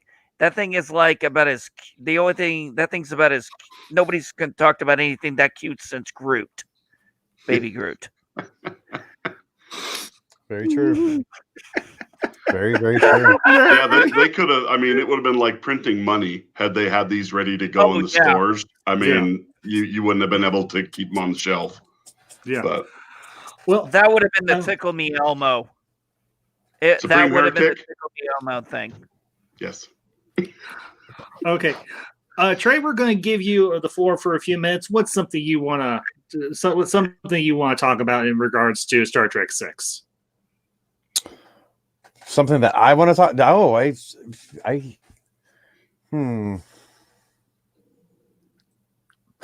No, I'm just kidding. No, I'm just kidding. No, I pretty much covered it. Was basically the whole fear factor. It was crazy that that fear. Everyone was so afraid of change, and they were so afraid of, having to get along that, we saw the three top, Alpha Quadrant species, conspiring, for war, so it's like, I don't know. I mean, for that to, I mean, it's like they all got along on one thing, and is that they were afraid and that they didn't want change, right? And so it's like, I mean, taking it a step further, I mean, that's, that was a pretty huge step. I don't know. I really enjoyed, Kurtwood Smith's performance as the president. I really did. Red Foreman. Yeah, I was going to say I had a hard time seeing him other than wanting to put a boot in somebody's butt. I'm going to put my boot up your ass. I'll tell you what. No, I really love I never realized. I never realized that was him. I did not know that was. Now I get it. Yeah, I never realized. I never put that together. Oh my God, that's awesome. Yeah, I really loved his John Lennon glasses, right? And yes, and I really it's funny, we his species is like an offshoot of the Klingons, right? I mean, if anyone, I mean, I don't know if anyone really knows I thought that, yeah. Yeah, well, no, they really are. They're like the albino race that were captured. Because he had the Fu Manchu that the Klingons had. The Fu Manchu. Well, here's the thing: you you see another member of his species in Star Trek 4 and everything. He's an officer on one of the other ships that the probe takes out. Yep. And he gives that that one officer gives that one very Klingon growl. Yeah, exactly. And so I always thought that was interesting that we had, more or less a race of was related to the Klingons, as being, our president, of the Federation. And, of course, I really enjoyed Brock Peters' performance, right? Yes. Cisco's Admiral Cartwright. Yeah, Admiral Cartwright, right? Yeah, he because we saw him he was in all the way from like Star Trek 4, I think was his first appearance, if I'm not mistaken. Was it 4 or 3? I think he was in it was 4 too, wasn't he? Yeah, a different guy played him in 3. Was it 3? Mm-hmm. Okay, but he was a lot thinner in 3 too, right? And he kind of got that daddy belly when he. Here's a fun little fact about Brock Peters. I don't remember what it was, but there was an audiobook or something along those lines where he actually did the voice of Vader for Star Wars. Yeah, and I can honestly see that. But yeah, you've got a lot of great actors and actresses in this, just actors all across the board in this film. And that's my thing, right? And that's what really does not make me a real popular guy, right? I enjoy Star Trek, right? I enjoy Picard, I enjoy STD, I enjoy all of it, right? STD. Yes, yeah. Well, like what you like. You're not gonna get hate from me. That's what some people call, right? Are there things about each series or each, or is there an episode, or is there some things that I would be like, do I totally, gag myself over? Of course, right? I can find an episode or a season in every single series, right? But I mean, that once again, I enjoy it for the performance of the actors, right? I mean, it's not the actor's fault that, you get like, 20 different writers in the room that don't know how to write Star Trek. I mean, whoa, sorry, we're not talking about that. But I mean, seriously though, the actor's performance alone, I mean, you kind of have to like tip your hat off, especially with the amazing cast that was in Star Trek 6, I mean, yes. Of course we saw some returning characters like Mark Leonard, playing Spock's dad, and Sarek. Of course we've already talked about, Christopher Plummer and Rosanna D'Aceto. So, I mean, and of course, Kim Cattrall is one of her very first roles, right? Being the very young Vulcan, being played character for the, where an actress was replaced now for a third time, right? If I'm not mistaken. No, this was a different character entirely. The character. Oh, this wasn't Savick. That's right. This was Valeris. Yeah, Valeris. That's Valeris. Yeah. You're right. And well, the other thing that I love David Warner in this part is Gorkon, even though he doesn't have that many scenes. Every minute that he is in that movie, he owns it. He completely owns it. Clap for that one. Yes. And David Warner. He just Clarence Boddicker from RoboCop, because Kurtwood Smith played that character in the RoboCop movie, the first one, because that's the drug dealer that kills Murphy. Well, seemingly kills Murphy. We've been talking for an hour and 20 minutes, and is nobody going to bring up the fight between Kirk and himself? I mean, really? Nobody's going to I bring was that up. just waiting for somebody. I mean, If somebody else, if somebody else didn't bring it hear- up, I was gonna do it. But Steven, I'm Did glad any- you did. Did anybody else hear in their heads when that fight was going on? Dun, dun, dun, dun, dun, dun, dun, dun, dun, dun, dun. I mean, Honestly, why yeah. couldn't they have given us that? They could have given us that. It was just so. I Yeah. mean, oh, I Yeah. love when they roll over Dr. McCoy. yeah, that was good. You just hear him grunt. Oh, yeah. Poor McCoy. And the part and everything after the Klingons vaporize the shapeshifter. How did they even And know? For real? 50-50. you know what? Yeah, How yeah. do we know that? Like the Kirk from then on was really Kirk. Thank you. Thank I you. would say it was Kirk. Thank you. I would say- That's what I'm I would talking definitely say- about right there. Well, It could have actually, been I the think shapeshifter the whole time. Because you hear her We don't cry. know. When you the hear phaser her hits scream when she's being Yeah. scream when she's being killed. That's how you know it's Yep. actually her that's being Right. vaporized. So I don't know. If I got Yeah. vaporized, I think I would scream like a girl. I don't know. That's just me. I'm pretty manly, but I think if I got vaporized, I think the girl would come right up out of me. all right, everybody do your best vaporizing scream. Oh! Yeah. Yeah, I Exactly. sound like a Yeah. girl. And the Poor other girl. part when they beam Kirk and McCoy up from the planet and everything, he's like, damn son of a damn, and you almost think he's wanting to say SOB. You almost think he's wanting to go there, and you're like, he's like, he was about to tell us the whole dang thing. You want You to go could have back? waited 2 seconds. You couldn't have waited. Do you want to go back? He's like, no, No. it's cold. Classic comics. Thank you. That is a good one. That is a Probably a good lifelong one. ambition. Yeah, seriously. But yeah, that whole scene where Kirk is fighting himself quite literally, you got to think, what's going through William Shatner's mind right now?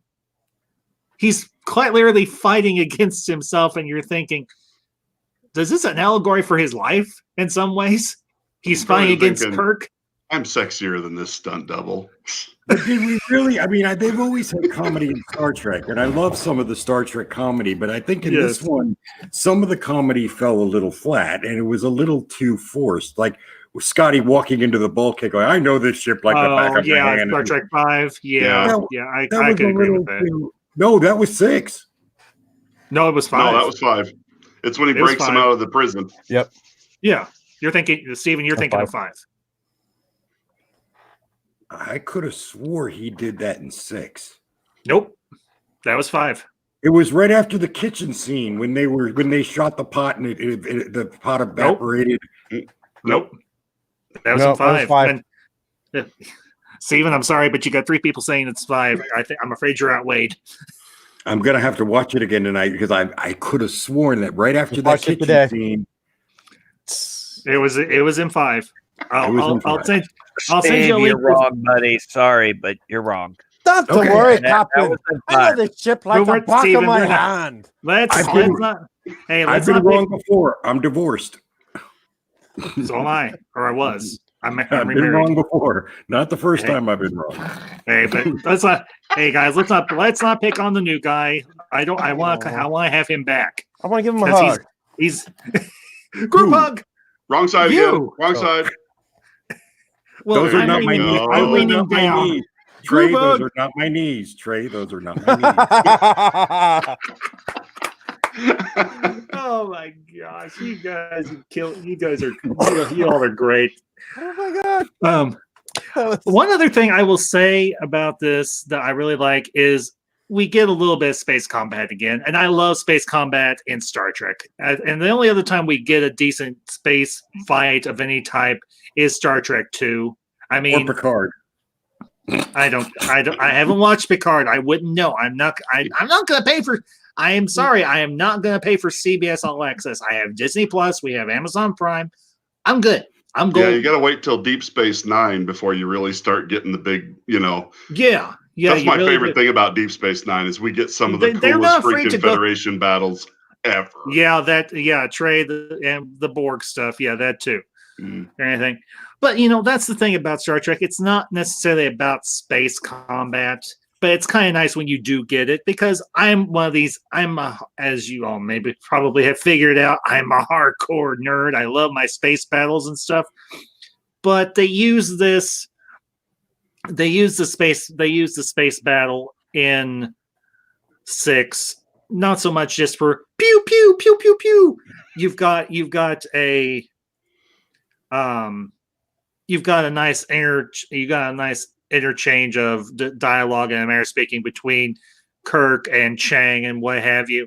And Chang, I mean, Christopher Plummer, I know we've said this, he absolutely positively owns this role. General Chang, when he goes to fire and he just goes like this. I mean, yeah, that was perfect. He didn't say bah. He was like. Meanwhile, quoting Shakespeare the whole time. Cry, the original Klingon. Let's let loose the dogs of war, and he's spinning his chair around him like, yes, he is absolutely. This is yes. I love that line. I put it in he just shut up. Yeah. I would pay real money for him to continue. I would pay real money for him to continue. One of the great things about that too was where's my damn torpedo? She's ready, Jeb. Lock and load. And I'm sorry, but McCoy says it better than Data. I went there. McCoy says it better than Data. Yeah. Not to mention, this is a better movie than Insurrection. There, I went there too. But, although Data says, "Oh shit," better than anybody else in Star Trek. Yeah, Data. That was classic. That was the greatest moment in Star Trek. I know. I mean, that's one of the few funny. I went to see Generations in theaters, and I'm like, I've watched reviews of it. I'm like, oh my gosh, yeah, this movie really is bad, but I will occasionally watch it. But at the same time, I don't want to watch it. Yeah. One of the things I like about go ahead, Jesse. With the thing with Christopher Plummer is years later you get that wonderful Klingon computer game where he plays the Klingon instructor for you, and it's basically a prequel to Star Trek Starfleet 6, Academy. but no, not Starfleet Academy. It was Klingons. It was Klingon Academy kind of thing. Okay, that was the sequel to Starfleet Academy. Then, yeah, because he was also in that one. And it was just such a fun game to play. What was that one called again? I'm drawing a blank. I thought it was called Klingon Academy, but man, it has been so long. It came out back in like 04, 05 or something. A while back, yeah. I remember Starfleet Academy, and I remember they were all in there as well. And Christopher Plummer had reprised his role as Chang because he was one of the baddies in there that was attacking the Academy. So, yeah, I remember that game. Well, I don't remember playing on Academy, but I remember the Federation version of it. Yeah, there was a version where he's the instructor. And even Michael Dorn is in there, and he plays Colonel Worf's brother from that era. And to Josh and Rebecca Momini, good evening, folks. Glad you could tune in. They have become real good friends of the channel. I appreciate y'all tuning in tonight. I have to do it like Loki says. Josh and Rebecca Momini, right? But it's Momini. Yeah. Yep.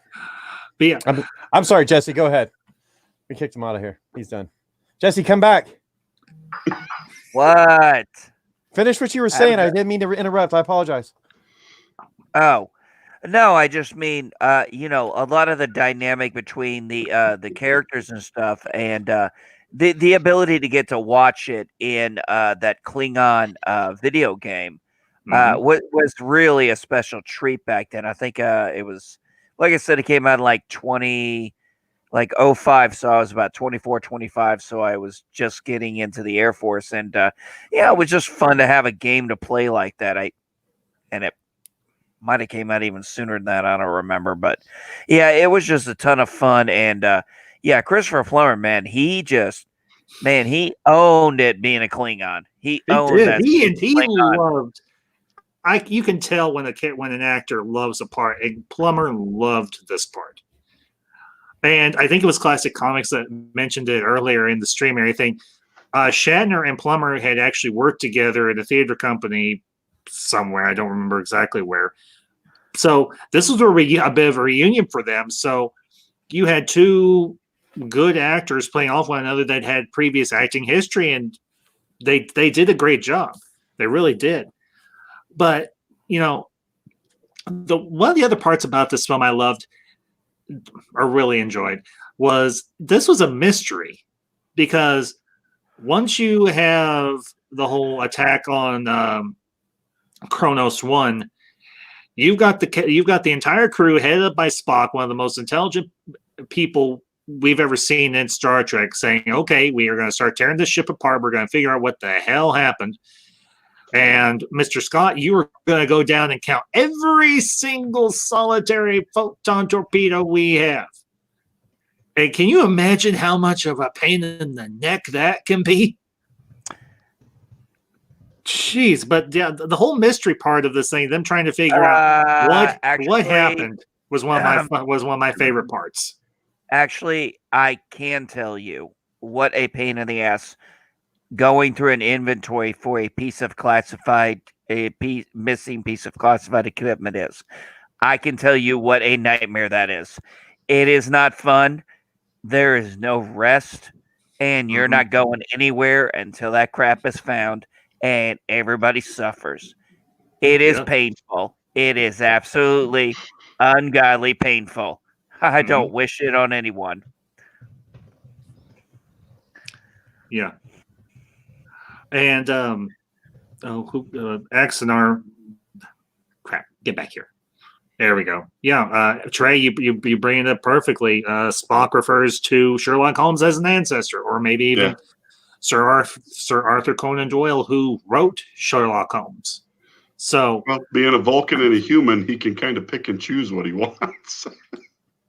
Yeah, he really can. He can say, I like this part of my human ancestry, but I don't like this part. He has some great lines in this, when he's like, I've been dead before. Yes.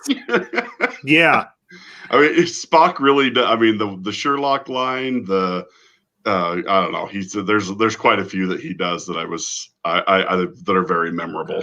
My favorite, if I were human, I think the phrase "go to hell" would be accurate.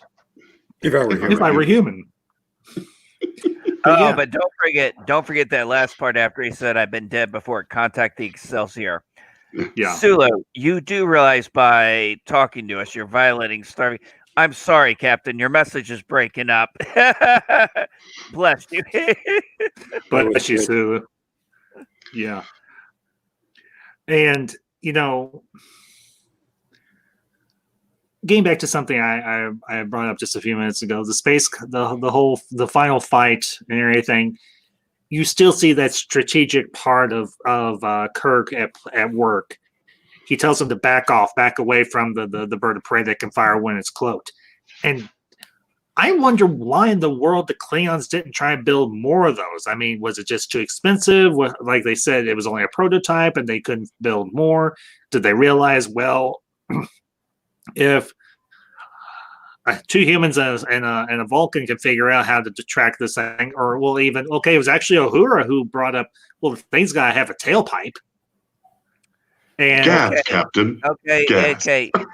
Gas, plasma, whatever the Klingon designation is for, is simply plasma, ionized gas.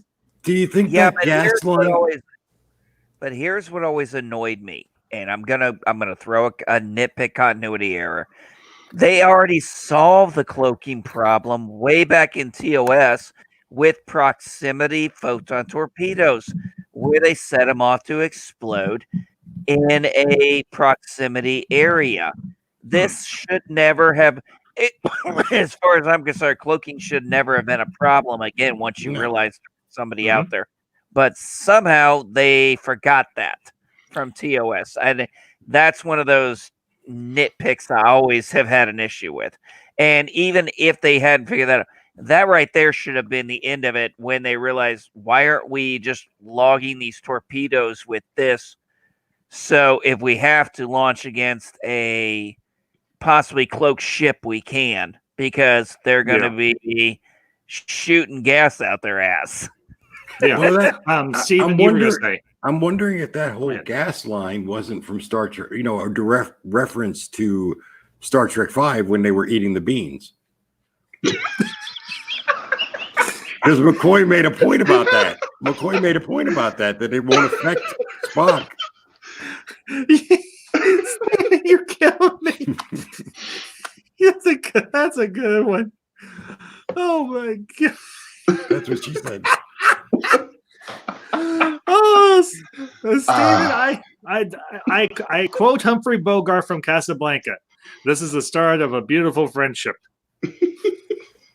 Hey, I do what I can. You know what I'm talking about over here. But and classic. Thank you for bringing some logic and reason back to our frivolity. I appreciate it. Classic says the birds of prey that can cloak were always a bit of canon headache. Why they didn't make more of them? He's like, I always assumed that the canon, of course, stipulated no more cloaks of that sort, and that's entirely possible because entirely possible. Yes. Yeah, that is possible. But I love Chekhov's reaction. Cloaked. Klingon ship cannot fire when it's cloaked. Apparently, this one can.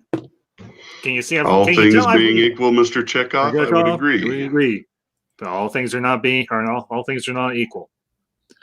At least this movie, as far as the ending of it, was a nice send off of the original cast. Whereas Next Generation's Nemesis, I'm not gonna say it is god awfully horrible. I don't hate it, but it was not a good final. It was a final, but it wasn't a good final. But here's Jesse. Here's the other thing. Consider whether good or bad how many TOS movies we got for the TOS cast. We got 6. Now, granted, 2 of those you can consider kind of duds, but still at the same time, we were getting to spend time with the original cast, and that's always a plus. For Next Generation, and I don't count Generations. I don't count Generations as a TOS movie because you do have some of the TOS cast. You have 3 of them and everything, granted. And you have Kirk doing most of it. So, but you only get 3 movies with them. You don't get near. Now, granted, with TOS, there was a lot more effort to try and get them onto the screen and everything. Whereas, and this is just a personal assessment. Y'all can disagree with me if you want to. I will. I think honestly, the TOS cast translated much better from television to movie than the TNG cast translated from TV to movie. Really? I would agree. I loved First Contact. Don't misunderstand me. I loved First Contact, but honestly, I went and saw Insurrection. I went and saw Nemesis, but there was just something kind of lacking from the Next Generation movies in comparison to the TOS movies. Well, and I will say this. I think the thing for me anyway, and this is not me. This is not me saying I absolutely positively revile and hate the TNG movies. But we didn't get as many of them as we did with the original series movies. And the thing for me is, love you too. That you didn't have that dynamic of the crew working together and everything in the way that they did and playing off one another as well as they did. And in particular, you didn't have the dynamic of Kirk, Spock, and McCoy. You didn't really, but you really didn't have that same dynamic in the TNG movies because, the interplay between Picard and Data and maybe Picard and Riker were interesting, they just didn't have that spark of magic that the original cast had. Now, I, and lo- I'm gonna I say, love that line when what's his name? The inventor of the warp drive. I'm gonna I know Cochrane. Cochrane. When Cochrane was like, I got to take a leak, and Jordy's like, leak? I don't detect any leak.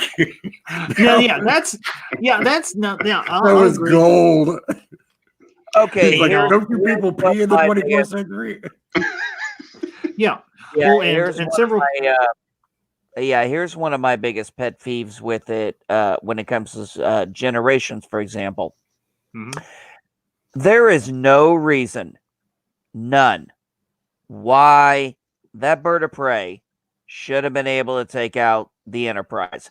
No, I don't there's no way. care. Yeah, there's no way. Now, okay, I don't care that they got the frequency. Okay, that's bullcrap. The Change second the frequency. They did it with the Borg. they would have changed the frequency the same as they would have done the Borg. And Yeah. even if they didn't, they should have got off way more than one phaser shot. There should have been 6 phasers and a photon torpedo. That damn Yeah. thing. That movie was just to destroy the Enterprise. Yeah, that's the only reason. And they could have done it so much better if they'd have made it a Klingon D9 battle cruiser. I mean, that would have made more sense. But a bird of prey against a Galaxy class starship, that's like a mosquito taking you out. I mean, that's like you falling over and dying because, a mosquito bit me in the ass. I'm going to die. No, you're not. Wait a minute. Let's think about this. The bird of prey, hit the Galaxy class starship 3 times, 4 times, Roughly. and took out a Galaxy class starship. How many times that bird of prey hit the Constitution class? Yeah.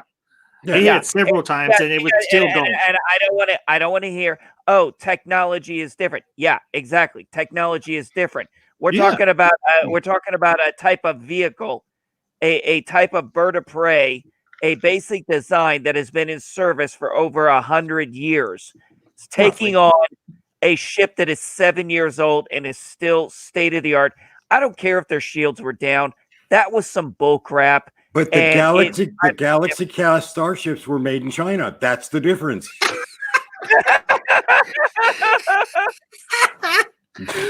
Where was the Soviet class? Cheap parts will get you every time. Yeah, they went cheap. They had it. It was made in China. One torpedo.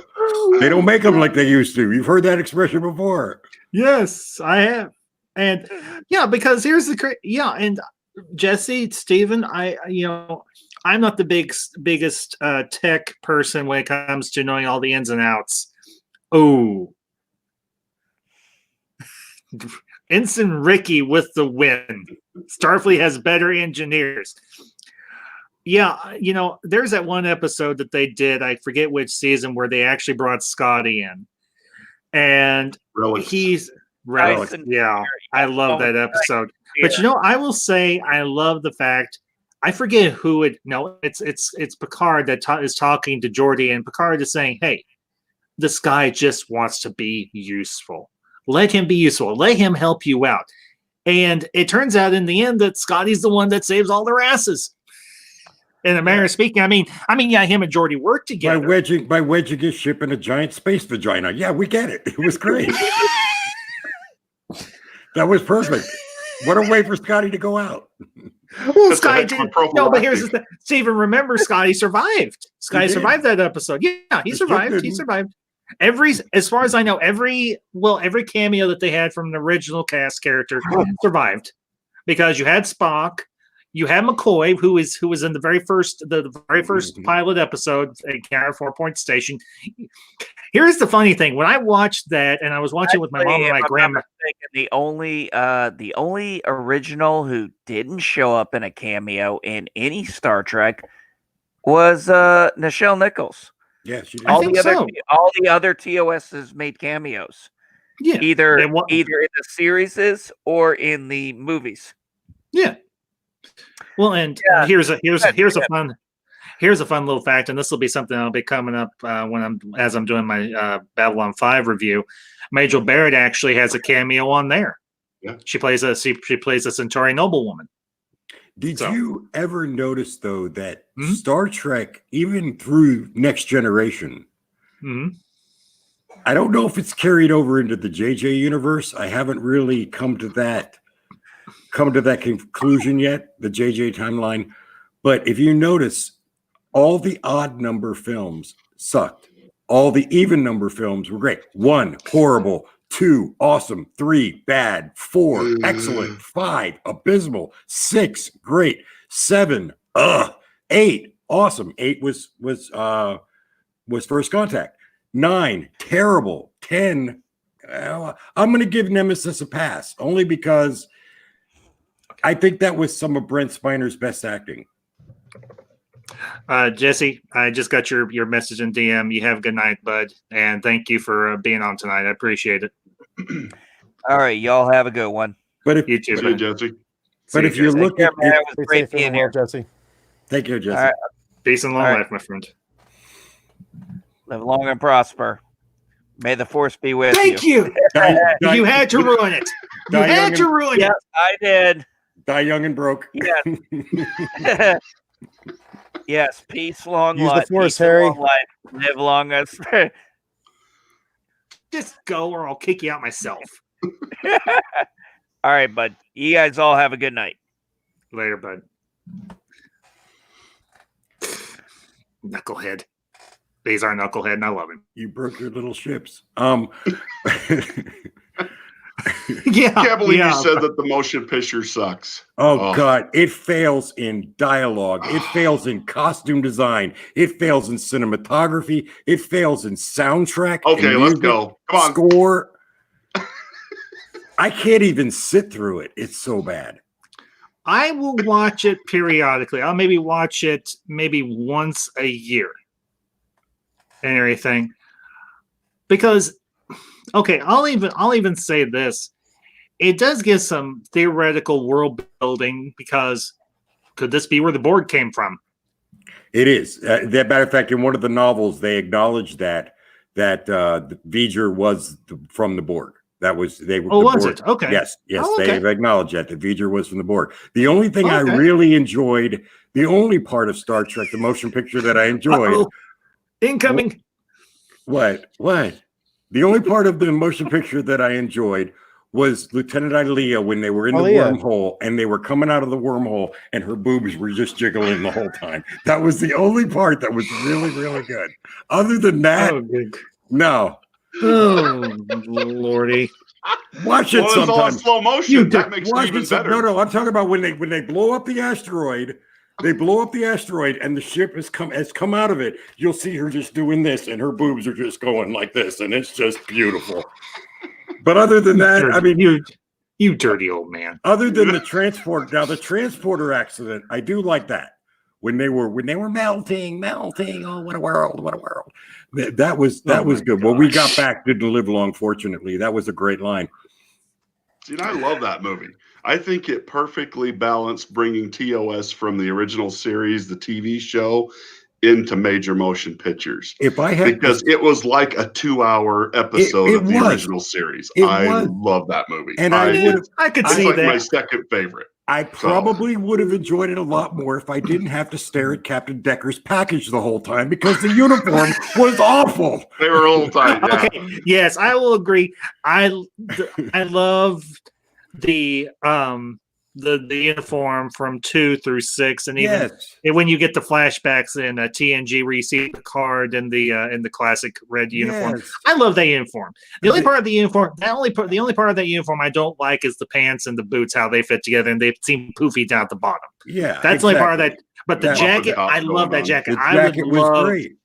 I would love to have a replica of that jacket because that But jacket's just badass. Me as a Star Trek fan, I like to Mhm. have the mystery of whether or not the characters on the show are circumcised or not. That's just me.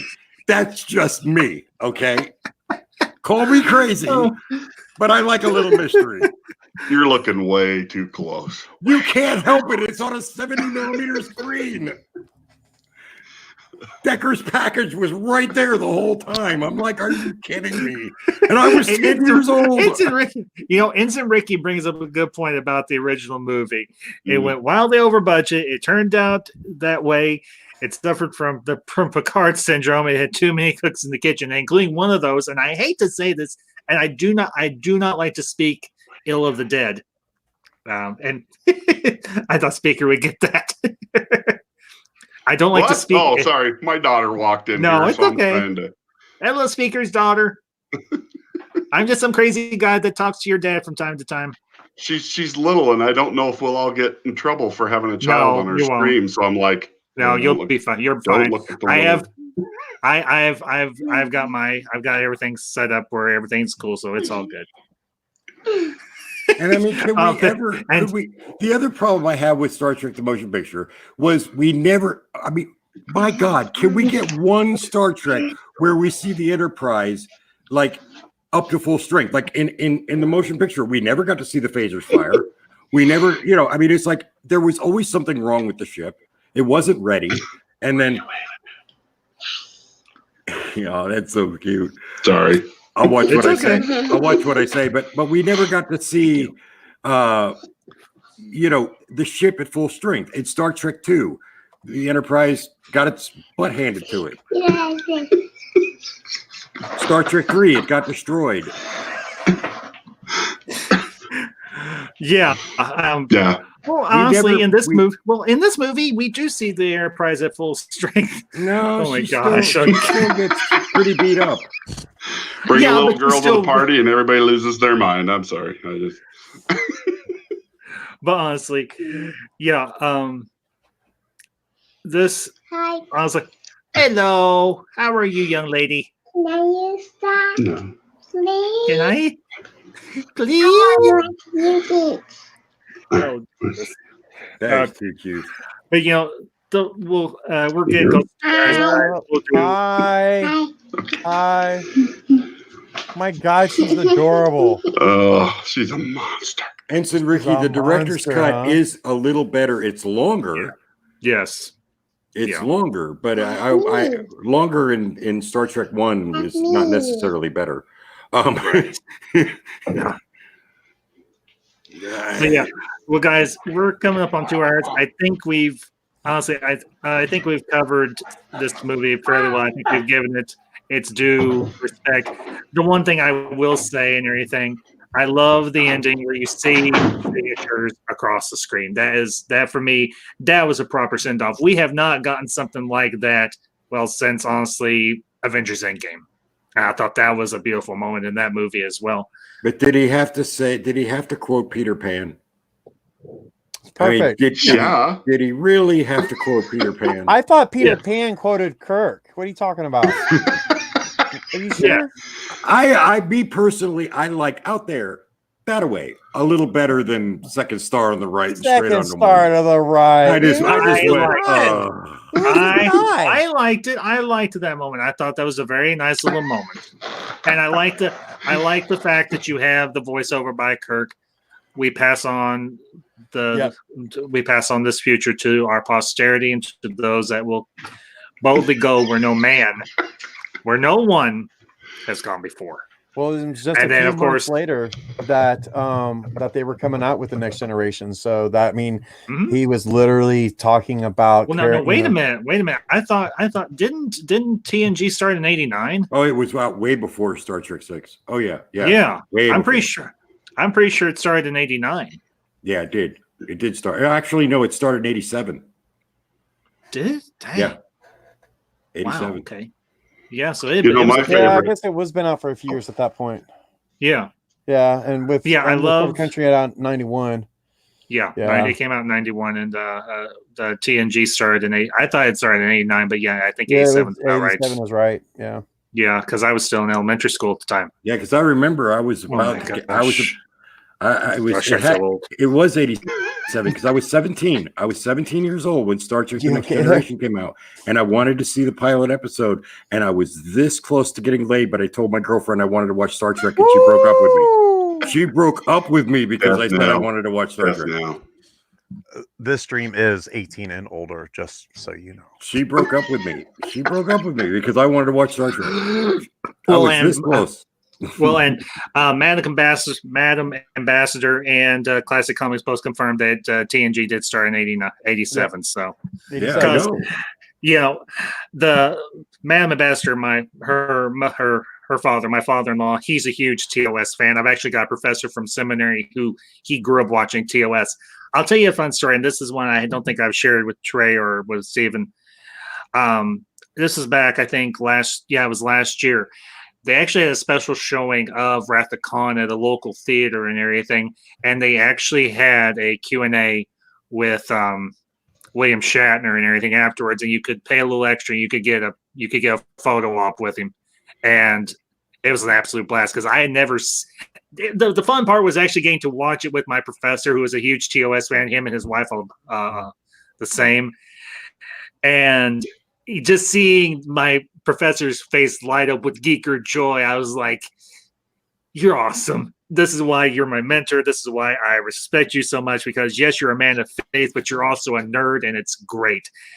And I, seeing Wrath of Khan on the big screen, I had never seen it. I've only seen it on TV, on VHS or DVD or whatever. And I've been to the premiere of every. I've been to the premiere of every Star Trek film since Star Trek 1. First day, every time. My father took me when I was 10 years old to see Star Trek the motion picture, and I came out and I looked at him and I remember how hard I got slapped for saying, "Dad, what the hell was that?" Yeah. And you still don't like it. I was 10 years old and I was like, no, that's just no. My favorite moment at the end of this is when Sulu says his farewell. Yeah. That gets me almost every single time. Nice to see you in action one last time. Was he saying that to Kirk? It's just like, was he saying that to Kirk or was he saying that to the teacup? Oh my gosh. I couldn't be sure. I wasn't sure. Gosh, Steven, you're a mess. But you're But yeah, this was a great send off for the TOS crew. It was. And it's a great movie. It has a great message, and it has an intelligent message that can relate. It's a timeless one, I would say, honestly. It was a timeless message about fear of the future, about change in life, about prejudice, because you do have a few moments and everything in the movie where a couple of crew members are kind of being very prejudiced and everything, a bit racist towards the Klingons and what have you. And this movie tackles all of these themes in a very mature and a very intellectual way. And that's one of the great things about Star Trek. It makes you think. And this movie doubly so. Oh, yes. And you could put this movie in any decade. I mean, obviously, it came out in the early 90s, like I mentioned at the beginning, when everything in the world was kind of going kind of bonkers. But you could play this movie now in theaters, and it would still resonate with people. It would so resonate with people and everything because of its message. Yeah. And that's what people want in cinema. We want a movie that's going to entertain us, and we want a movie that's going to have a message that's timeless and pertinent. And teaches you something. Like you should always Velcro your teacup to the table when you're on a starship. I mean, I'm just saying, they have Velcro. What's the problem? Oh, my gosh. Or put up borders. Borders are your friend. Keep that table bordered at all times. And I like how the teacup was just rattling across the table and Sulu just stared at it like. Well, he was trying to hang on to his butt because the ship had gotten hit by that massive. Hey, I hang on to my teacup. I don't care what's going on around me. All right, guys. Final thoughts. Anything you want to plug for your channels, and then we'll close out. Go to Carpe Nerdium. I'll be on tomorrow around 2:00 for Teacup Talk. We'll be doing all teacups all day. Me and Jessica Lamb will be talking teacups. And at noon on the Relationship Life channel, I have Coffee Talk. Now that's a coffee cup. That's not a teacup. But I'm going to do Coffee Talk at noon, and I'm going to talk about religion and faith and you know, Ambassador, no, you won't like it.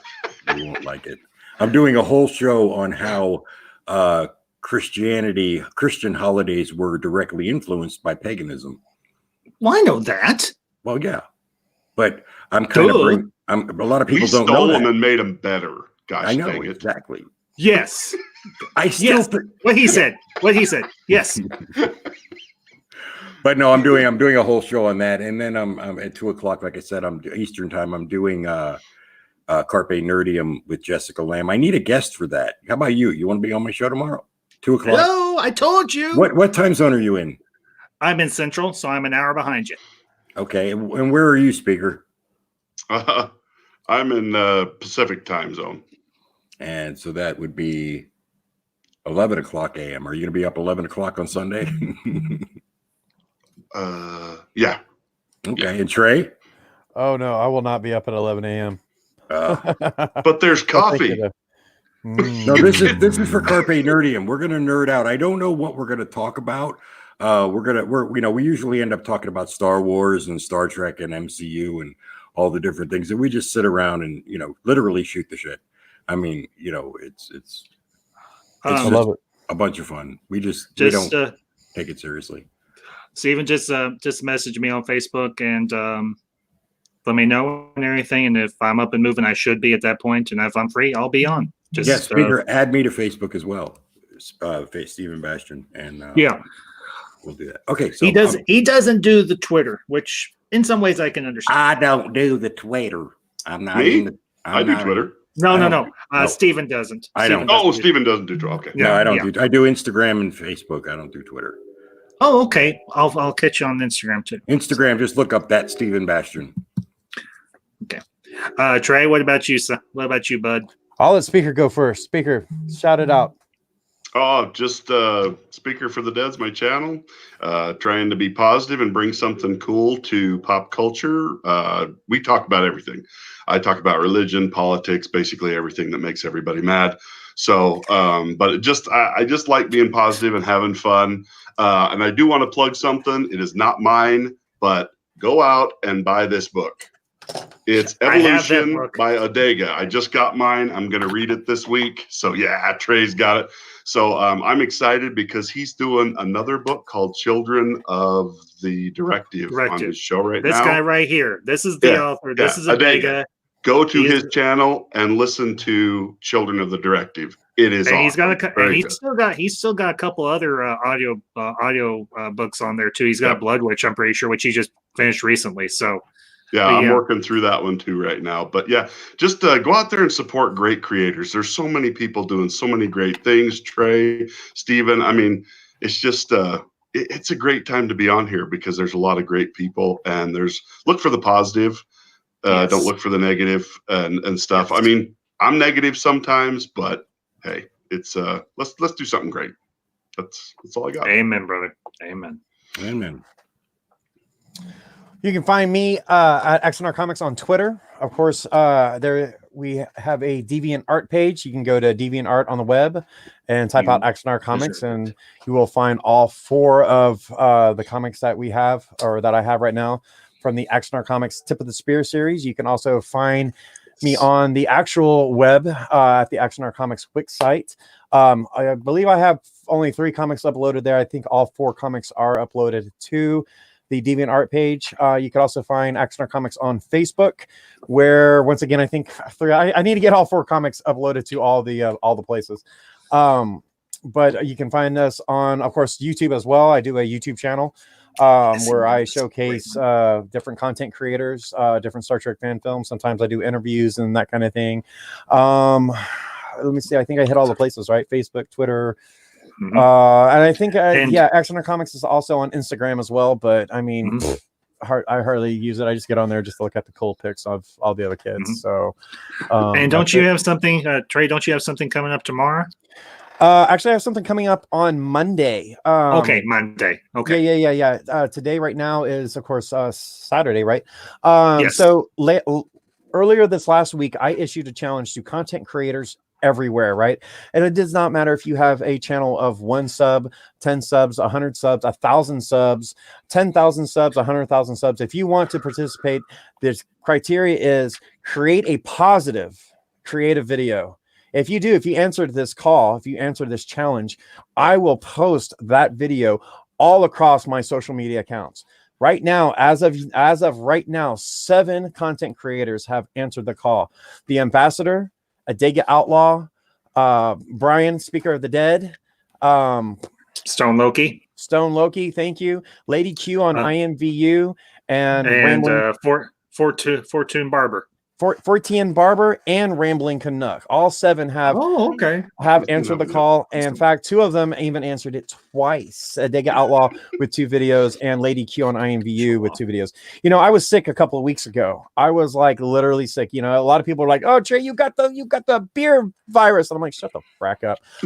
No, I was laying on my deathbed. I really thought I was going to die because I was pretty damn sick. And I spent a lot of time during that 2 weeks watching YouTube, watching social media, and everyone's nerves are on edge right now. Everyone is freaked out. Everyone doesn't know what the hell tomorrow will bring, right? And it translates onto social media, and translates especially onto YouTube. And I see a lot of people bitching about the the Amber Heard, Johnny Depp case, or I hear a lot of people talking about, if I watch Picard, I'm gonna get STD, and I'm like, God damn it! I get, excuse my French, I'm sorry, I didn't mean to be blasphemous just then, but I get so freaking upset about all the negativity that is being just spewed out. You know, it's like, I'm sorry, can I just not like, can I just like Star Trek without you telling me that my Star Trek is bullshit? I mean, so my challenge to all content creators is to create a positive, creative video. And if you do this, like I said, I will post it everywhere, because I want to flood social media with positivity, because like my brother up there, Speaker of the Dead, just said, promote what you love instead of bashing what you hate. Right? Yes. And I do a show called The Relationship Life. I think you might enjoy. But when you just said that whole thing, you're sorry for blaspheming, I actually did a show about that on The Relationship Life on Coffee Talk. A lot of people don't realize this, but I'm not trying to get all religious on everybody, but God is not his name; it's his title. Is it Bob?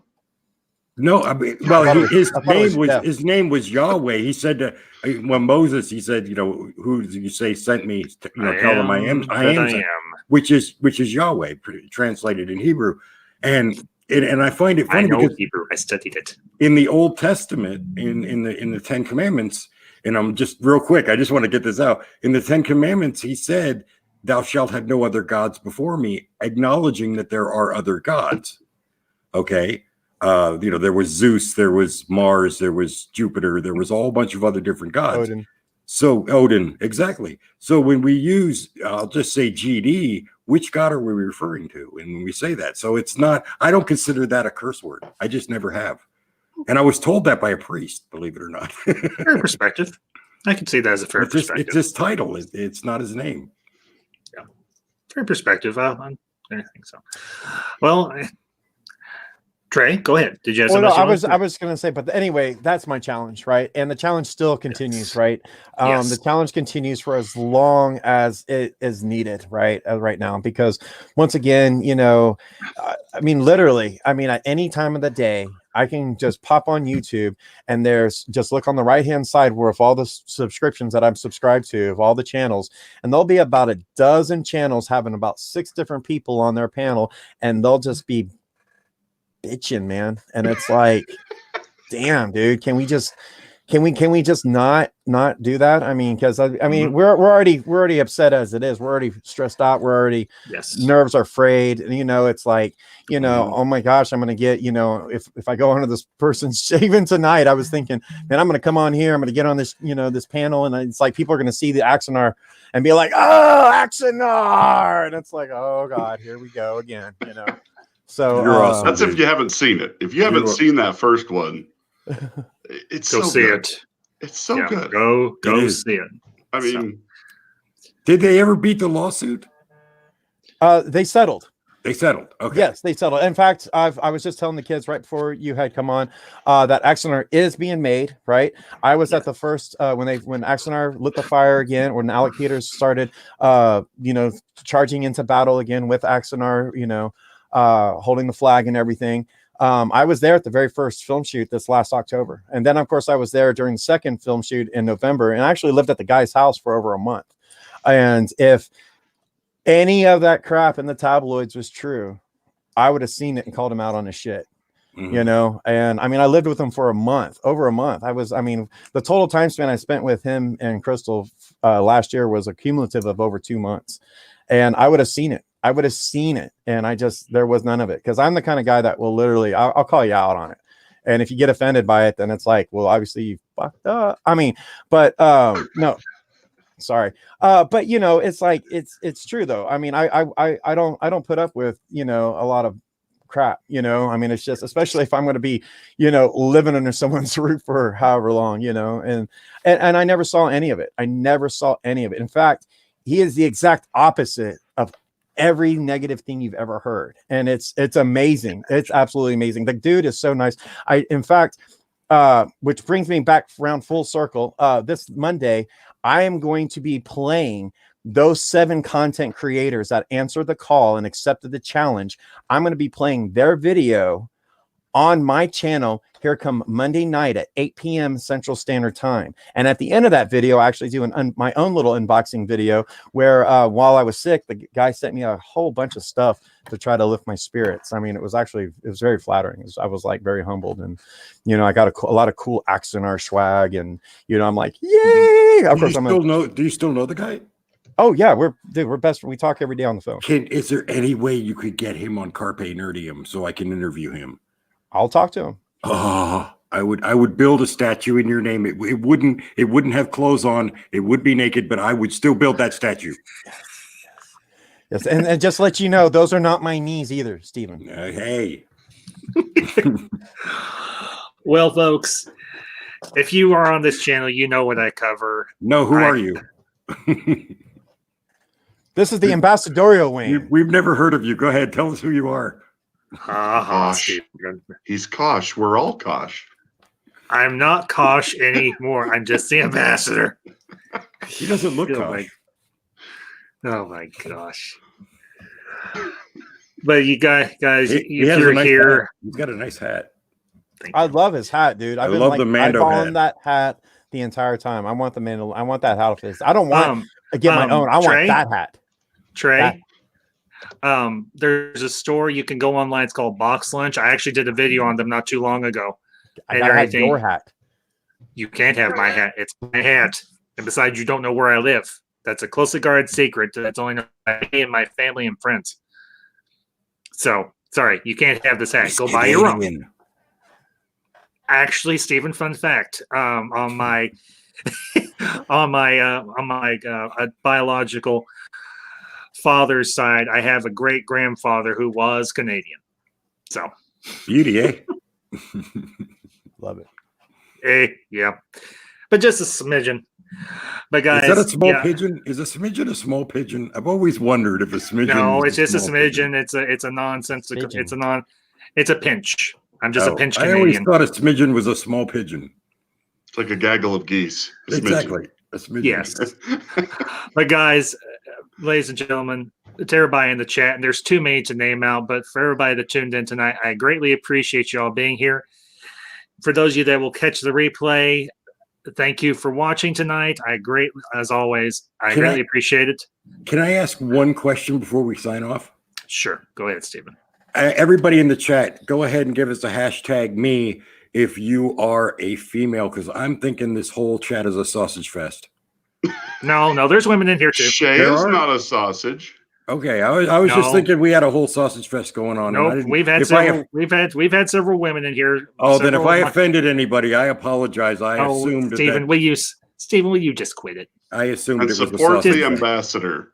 He is awesome. He does so much for so many people. Yeah, he is an amazing creator. Well, and just an all-around good guy. Support the ambassador. He is. You, ambassador, you are awesome, and I would love to see you in a Star Trek 1 uniform. Just so we finally answered that question. Welcome, salute for the ambassador.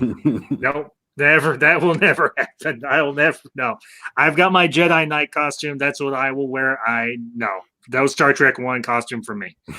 But folks, to everybody that's been in the chat this evening, to my moderator, Shea Storm Dragon, to everybody that has passed through here, thank you for tuning in. For those of you that will catch us on the replay, I hope you enjoy the stream. This has been one of my favorites, although they're all my favorites, and I've had a great crew with me tonight. Speaker for the Dead, Stephen Bash, Jeanette Cat for a little bit that he was able to be in here. Axstar Comics, Trey, you all are class acts, and tonight you all are, from this day forward, you all are ambassadors. Oh, On the ambassadorial wing. I love it. I love it. So I want to be Londo Malari. And we'll see. I'll see you two tomorrow on Carpe Nerdium at 2 p.m. Eastern. Yeah. I'll see you two on Carpe Nerdium at 2 p.m. Eastern. So just a quick update on the channel. Obviously, I'll be on Steven's channel tomorrow afternoon, so make sure you tune in. I'll make sure and send out the link and everything when it pops up. Next, this coming week, I will be, of course, resuming my review of Babylon 5 Season 1 with my two good friends, Just Another Nerd, who was in the chat earlier, and my other good friend, Adega Outlaw.